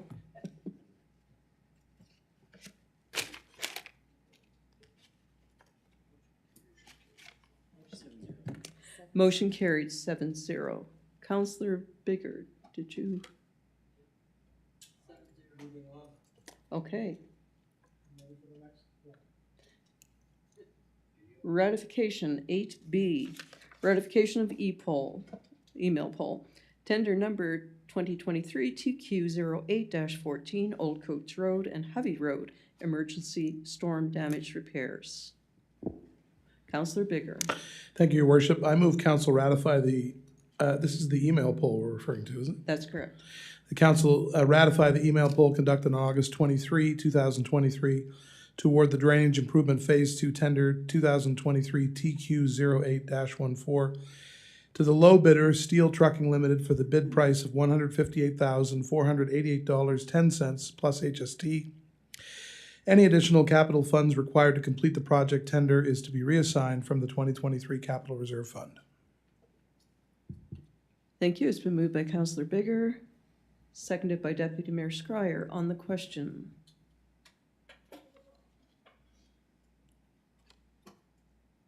Councillor Olson? No? Please vote now.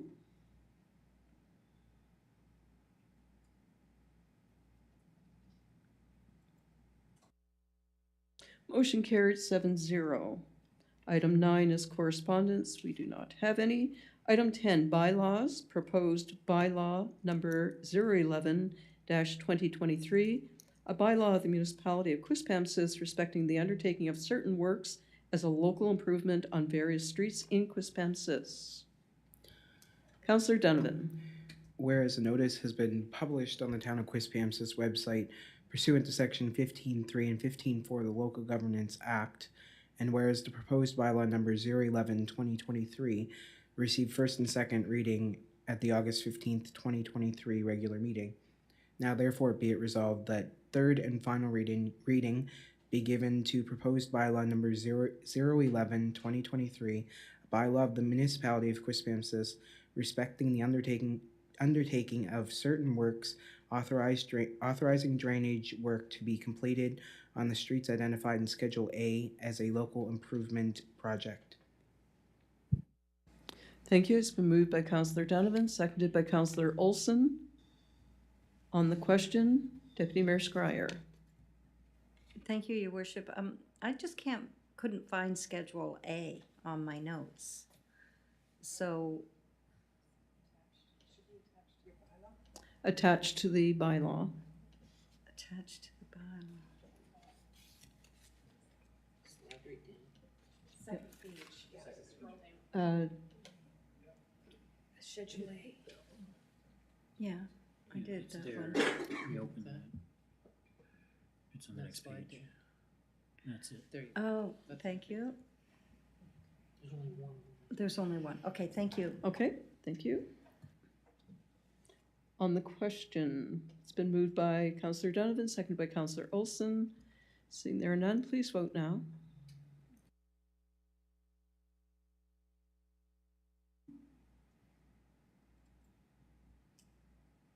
Motion carried 7-0.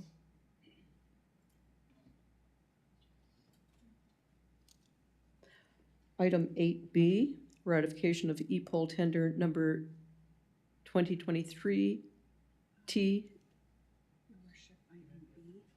Hmm? Bylaws, we're still there. Oh, sorry. Flyer distribution. Oh, yes.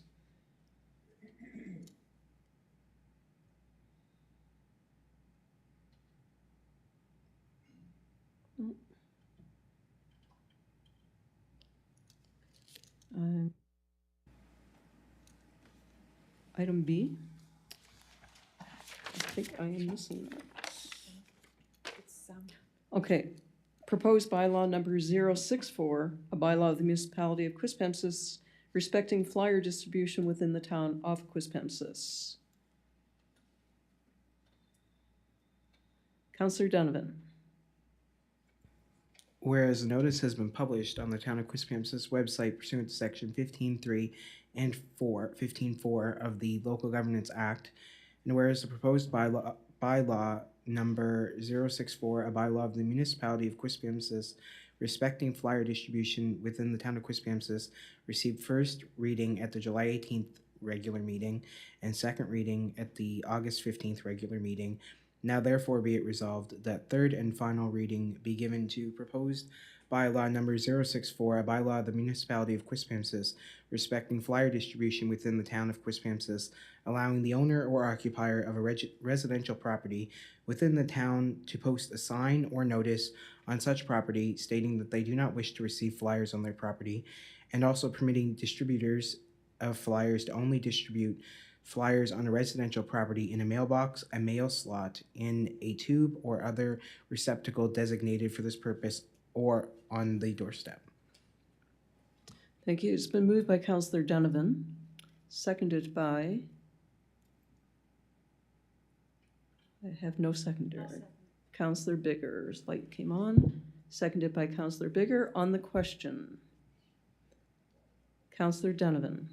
Thank you. I just want to say I'm just very happy to see this moving forward. You know, I'm sure as everybody has gotten numerous phone calls and emails about flyers being jammed up in you know, snow blowers and so on, and they do pose quite a bit of risk and unsightliness for the town. So I think this approach is certainly in line with the town of Rothesay and the city of St. John, and I think it provides a good happy medium moving forward. Thank you.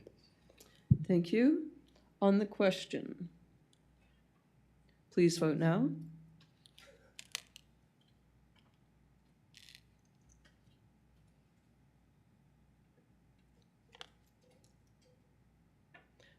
Motion carries 6-1 with opposition from Counselor Miller.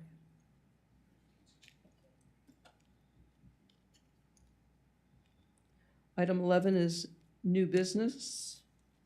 Seeing there's none, we will go to reports. We have a motion for reports, please. I do have a question. Deputy Mayor Scryer. My question is probably directed for either the CEO or the Director of Engineering regarding the Department of Transportation and Infrastructure recently released an update to the Road Ahead plan outlining our 3-year capital plan. Due to municipal reform, there is not currently a project list for the provincial municipal highways. Could you just maybe in a nutshell tell me what implications that has for us as a town?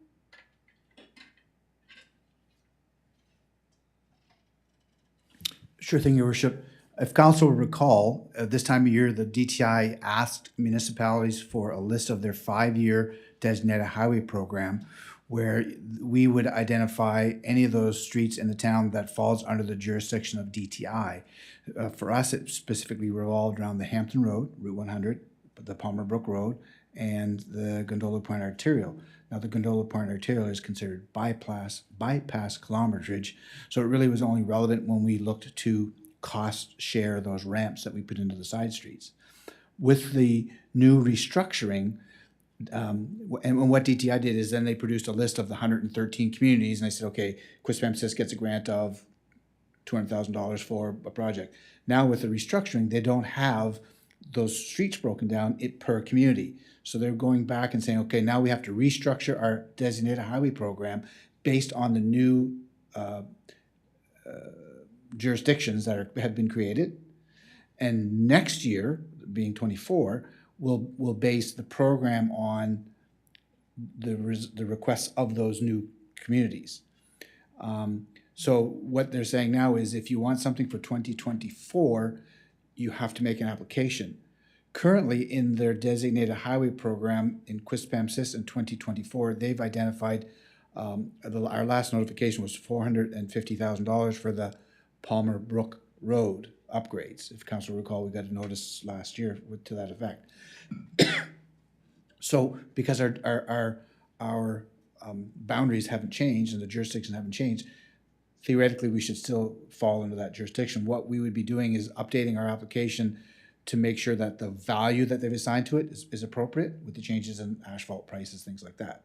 So for us, in a nutshell, it just means we have to reaffirm that that is still our priority for that year, and that the value that we've identified is still valid. The consideration that we have going forward is, when we heard earlier this evening, is at what point do we pull the priority away from, say, external streets and bring it back to the Hampton Road? Because if we start construction on the Hampton Road, for example, putting the water line here, where that is falls under the jurisdiction of DTI, then some aspect of the funding that we may have, we can go back to DTI and get additional funding for them to contribute to the project as well. So looking at this earlier evening's presentation, because we're still a little ways away removed from a potential infrastructure project on the Hampton Road. Likely, I'm guessing 2025. Our 2024 priority really hasn't changed. It remains resurfacing of the Palmer Brook Road, which is that stretch from Hampton Inn. So what staff will be doing was just be reconfirming that is our priority for 24 and just revising the numbers based on our asphalt pricing that we received this past summer. Is that cool? Cool. Thank you, Mr. Loge. Looking for a motion on the reports. Councillor Bigger. Yeah, thank you, Your Worship. I will, I've got a couple of things here, but I'll make a motion if you want to get a seconder before you come, if you promise to come right back to me. I will do that, Councillor Bigger. It's been moved by Councillor Bigger and seconded by Councillor Luck. And okay. Councillor Luck, I'll come back to you as well. Just quickly, first and foremost, I just was wondering, I don't know if there's any appetite. We left an unresolved item on the closed session, and I just wanted to put it out there in the event that there's any appetite to return to that when we wrap this meeting up. I'll just put that out there, and perhaps we can discuss that as opposed to waiting until our subsequent next council meeting, but I would certainly be interested to do that. I noticed, I was reading in the UMNB bulletin, item C under reports, there was a section on funding there, and specifically I followed the link through on active transportation funding. And I was thinking about this, I just wanted to get a little clarity, I guess, because some time ago I had spoken with our Director of Community Services about accessible beach mats, you know, that roll out over the beach for people who have, it's not just for people who make use of wheelchairs, but of course we're hearing statistics all the time about aging population in our community, and there are many people who use walking sticks or canes or walkers or who just have trouble traversing over sand and whatnot. And I wasn't sure if that might be, we talked some time ago about the funding related to that. I know there was a quote procured by the Community Services Department a couple of years ago. And I was curious that perhaps our Director of Community Services could talk to any potential for AT funding to apply for that. I wasn't sure because it's sort of like you create a road that goes in the water, into the river. So it doesn't.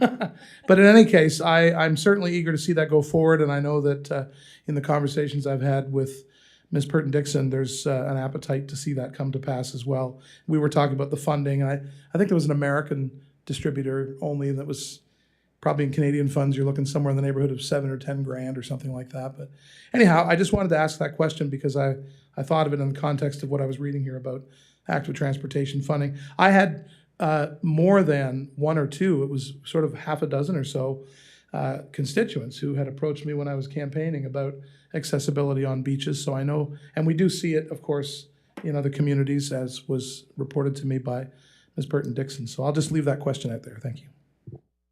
Thank you, Councillor Bigger. And active transportation does get us from one point to our destination.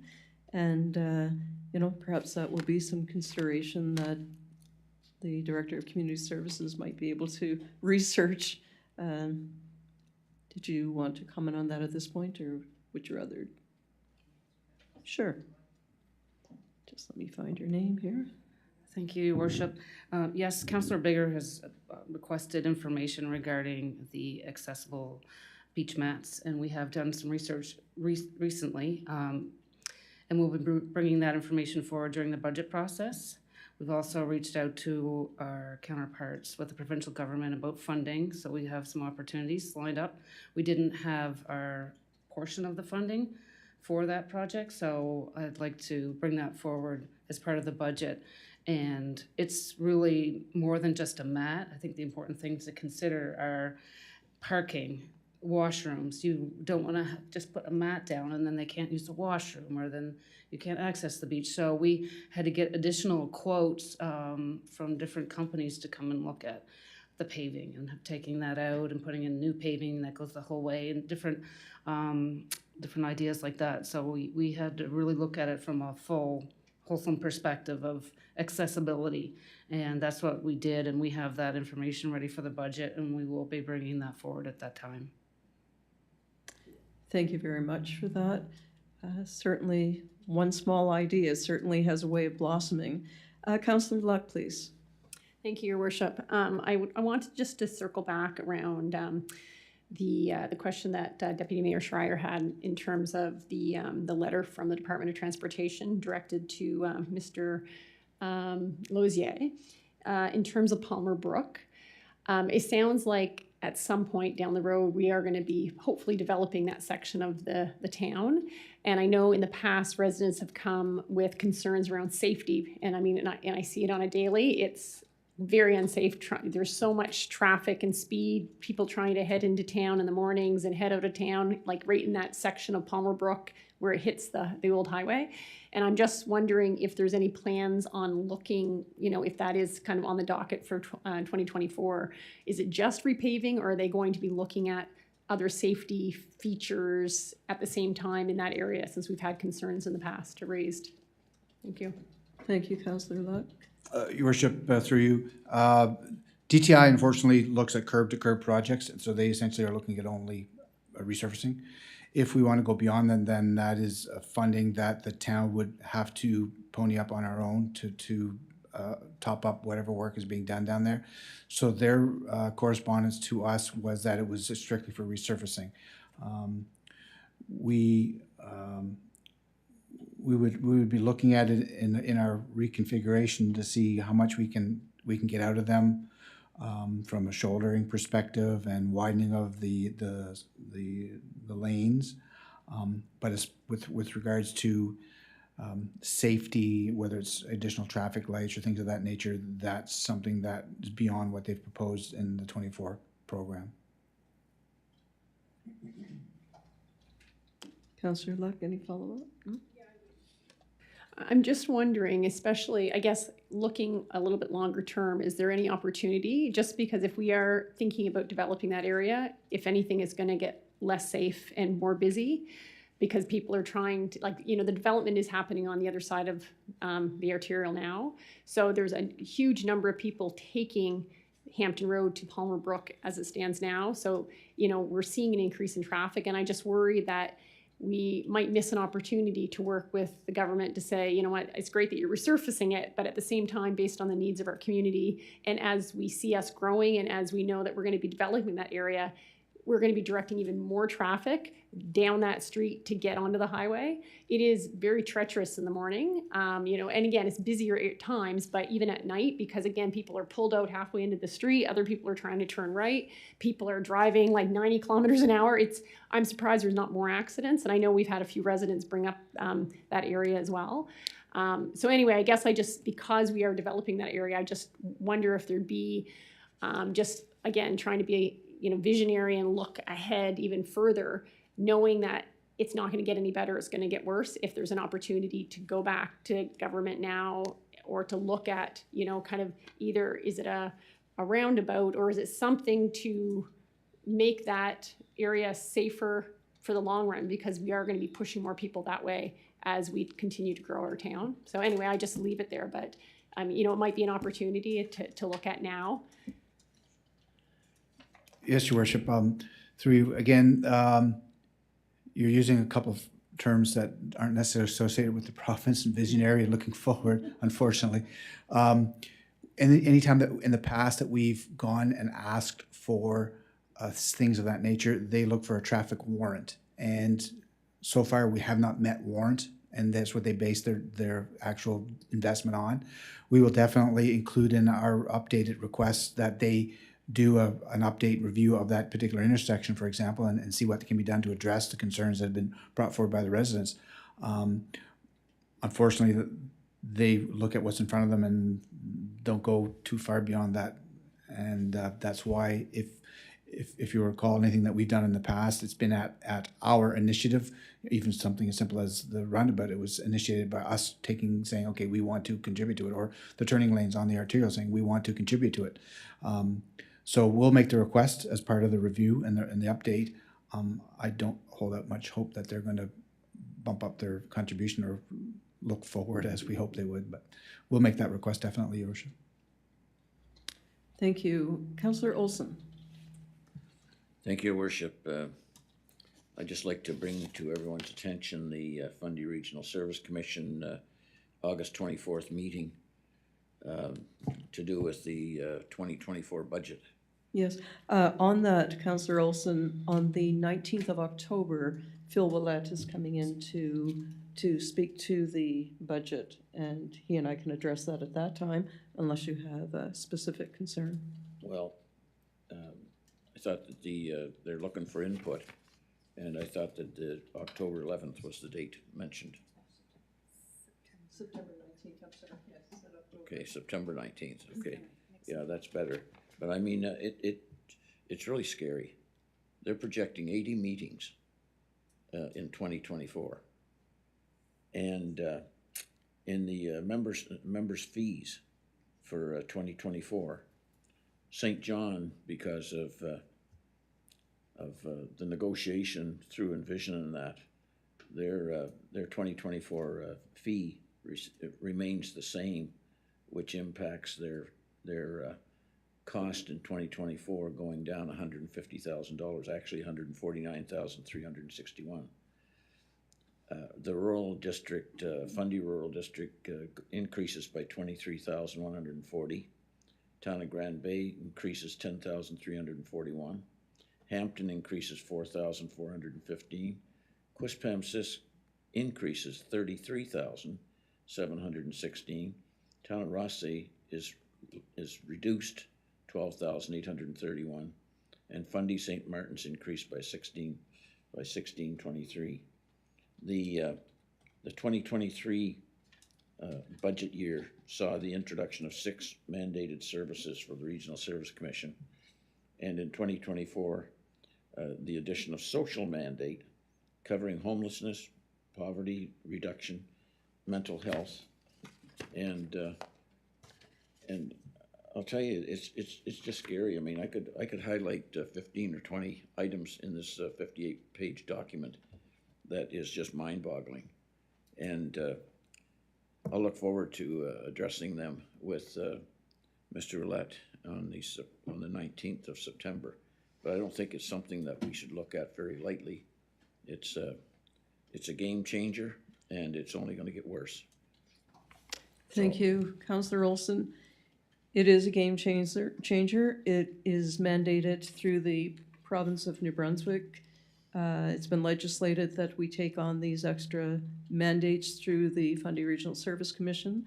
There are 12 commissions across the province, and those responsibilities have been placed upon each of these regional services commissions. So I know the work involved. I'm a part of that, and I agree with you. It is quite mind-boggling. Deputy Mayor Scryer. Thank you, Your Worship. I'd like to thank Councillor Olson for bringing this up again tonight, because it's a lot to take, and I know that we have the Union of Municipalities meeting coming up, and they will be taking resolutions on the floor. I would like to see our council present a resolution to ask the province to rescind the necessity for the regional commissions to deal with mental health, poverty, homelessness. The social determinants of health is a mandate of the province of New Brunswick. I believe that each and every one of us as a community has a role to play, but not this type of role. And so, if we're going to bring any resolutions to the floor that maybe would have some movement, or other municipalities would be thinking the same way, I would suggest that we put that budget item for 2024 to be removed from our mandate as the regional commission. So is that a resolution that you are going to send in to the UMMB? Because those have to be in. I think my email today said by Friday, by the 9th. excuse me, your worship, but I'm not sure of the process to send the resolution in. Is it a decision of council to send in that resolution? I would think that it would be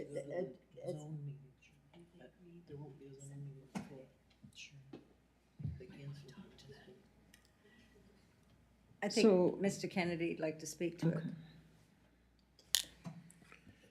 Thank you, Your Worship. We're happy to prepare something in the next day or two and get it out to council via an email poll to see if they're satisfied with the wording on that. I would caution council on this, and I think Mr. Ouellette is the CEO of the Regional Service Commission who has been here a few times, and he's repeated this message that that ship has sailed. The province has done the heavy lifting on what they want to do in terms of these mandates, and they're in place, and I think we're all stuck with them. So, I mean, council is certainly open to make any resolutions they want, but it's the province is just not going to change their mind and backtrack on something that took an awful lot of time, energy, and money. So we're happy to put that forward to council tomorrow or Thursday in anticipation of sending that off before the Friday deadline. But I would caution council to potentially curb our enthusiasm on that, because it's just not something that the province is going to entertain at this stage, I wouldn't think, Your Worship. Thank you, Mr. Kennedy. Councillor Miller, please. Thank you, Your Worship. I support the Deputy Mayor. Regardless of that ship has sailed, there's a new ship coming in. We've got Savoy in there now. We've got a lot of changes that we need to talk about, because I just see this as a complete downloading of everything, and it scares the hell out of me. Basically, because I keep looking, writing more resources, writing this, writing that, but again, I speak about the time that it takes from our towns too. So we spend more time running the region, which we really have little say, unfortunately, no matter what they tell us. We've already had that discussion before with the past minister, so maybe Mr. Savoy will be different. But I mean, I look at all these budgets that keep going in and all these studies they want to take. I know they talked in this I wasn't at the meeting, but when I read through everything, they talked about easing off on some of the requests, and Councillor Olson had mentioned that quite well in our last meeting when he was here. So I still think we asked, because times change, things change, and I still don't want the trading convention in there. I still don't want a whole bunch of other things, and you know, but and I'll keep fighting that. And right now, from a budget standpoint, yeah, I think you know where I'm going to go on that when it comes to that. But thanks. Even though again I have no say, but I can have my say. Thanks. Thank you, Councillor Miller. It's important to hear everyone's voice. Councillor Olson. Thank you, Your Worship. I'd just like to reiterate what Councillor Miller just said. I think it's important that we register our opposition at every time, every chance we get, and I think it's ludicrous that they're asking municipalities to take on the responsibilities of provincial government, where they have whole departments that are dedicated to this, and we're supposed to be thrown into the wind and see if we survive. I don't think it's practical. I don't think it's responsible, and I don't think that it's a realistic improvement to the system that we all struggle with. And as far as the Regional Service Commission goes, I think you're a saint to put up with the position of chair there, because you're working 24/7 on town business, plus a duplicate effort of attending and chairing all of these Regional Service Commission initiatives. And I just don't think that it's realistic. It's not humanly possible. Thank you.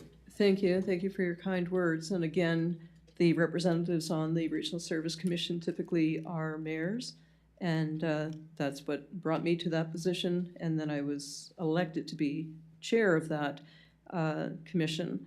And certainly there is far more work than there was even a year ago. So I will go to Councillor Donovan. Thank you. And just to reiterate everything that's been said, I do think we're being railroaded a little bit. I think we've gotten the short end of the stick. You know, I believe the province probably had good intentions with what was put in front of us, but I would say I believe, but I know for a fact that they moved way too quickly and were far too ambitious. And I do believe that there was far more efficient, a far more efficient way for all of us to work together more collaboratively. And I just wanted to state that I do support the Deputy Mayor's resolution, and I would like to see that go forward. Thanks. Thank you, Councillor. Councillor Luck, please. Thank you, Your Worship. I just have a question in regards, I am in complete support of what people have said. I guess one question I have is the interpretation of the mandate. And I guess because we were a high functioning region already, because we've been mandated to be, work as a region, I'm just wondering and curious what other regional service commissions, how they're interpreting, for example, the social development piece. And are they doing as much, or are they saying, okay, yes, we're going to do social development, but it's going to be this small little piece and go tick, okay, we're doing our portion? Like, I'm just wondering if the interpretation and the degree of what we're doing with like the numerous action items that we have in comparison to other regional service commissions where maybe they are embracing the different mandates, but it looks a lot different in terms of the money they're spending and the actual input and the tactics that have been fleshed out. I don't know, but it would be an interesting question because I think we're pushing back because we're saying the work is just insurmountable and it's a lot of duplication where the province should be stepping in. But I also wonder if it's because we've interpreted it one way and we want to affect change, whereas other regional service commissions have said, okay, if these are the mandates, we'll accept them, but we're just going to do A and B, not A, B, C to Z. So anyway, I don't know if you have that comparison, but it would be an interesting conversation. Thank you, Councillor Luck. I don't have the comparison. I do know that last year when we talked about rejecting the budget, that it was made very clear to us that the government would pass a budget for us. This year, and I can't recall, I'm sorry, I can't recall which region it is, but they fell apart and the government came in and said, we will take over this region. So what CEO Phil Willett is doing is trying to follow the mandates that have been placed upon us, and the extent of what we are doing has been already, I guess, Envision St. John and tourism and the regional facilities, and then all of the other five, planning and waste management, and then the other four, I guess after that, or three, which would include housing, and social development, mental health, and transportation.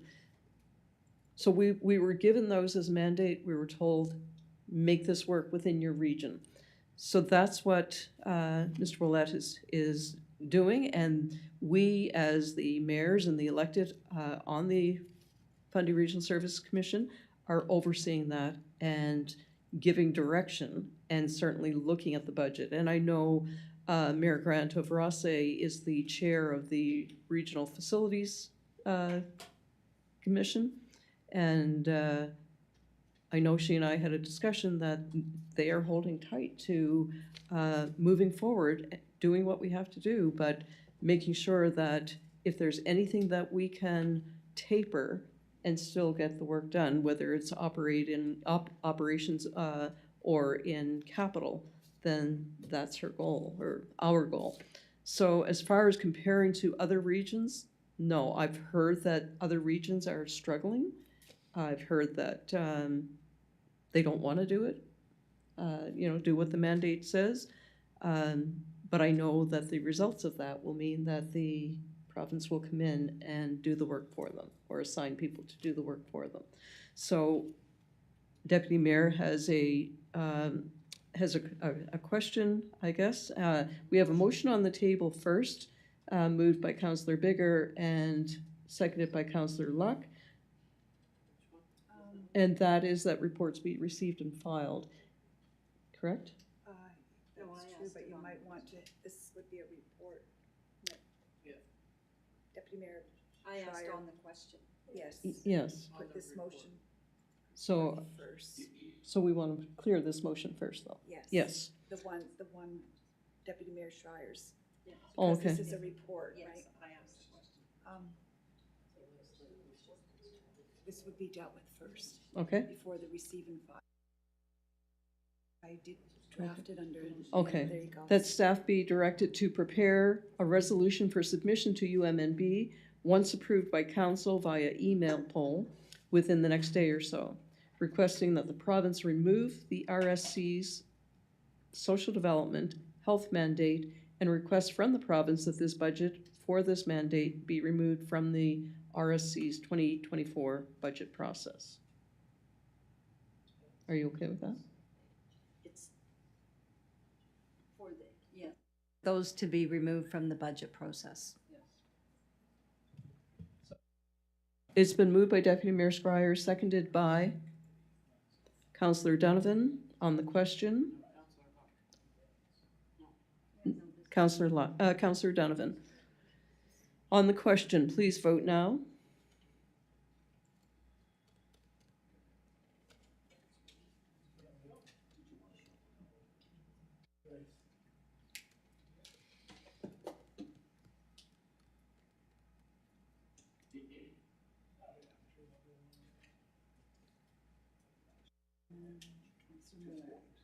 Councillor Miller. You did vote? He's in favor. No, I did it for you. Motion carried 7-0. Now we will go to the reports. That was moved by Councillor Bigger and seconded by Councillor Luck. On the question. Please vote now.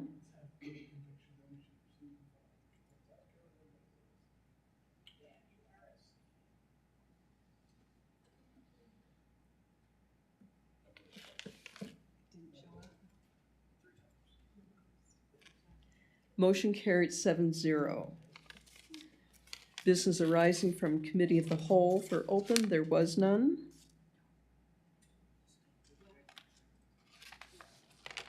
And looking for a motion to adjourn. Moved by Councillor Olson.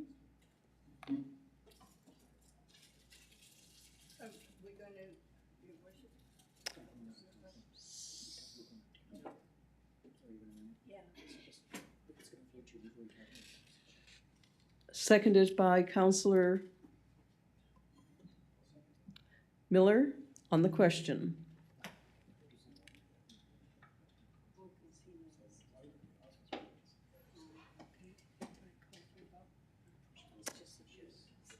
Those in favor of adjournment?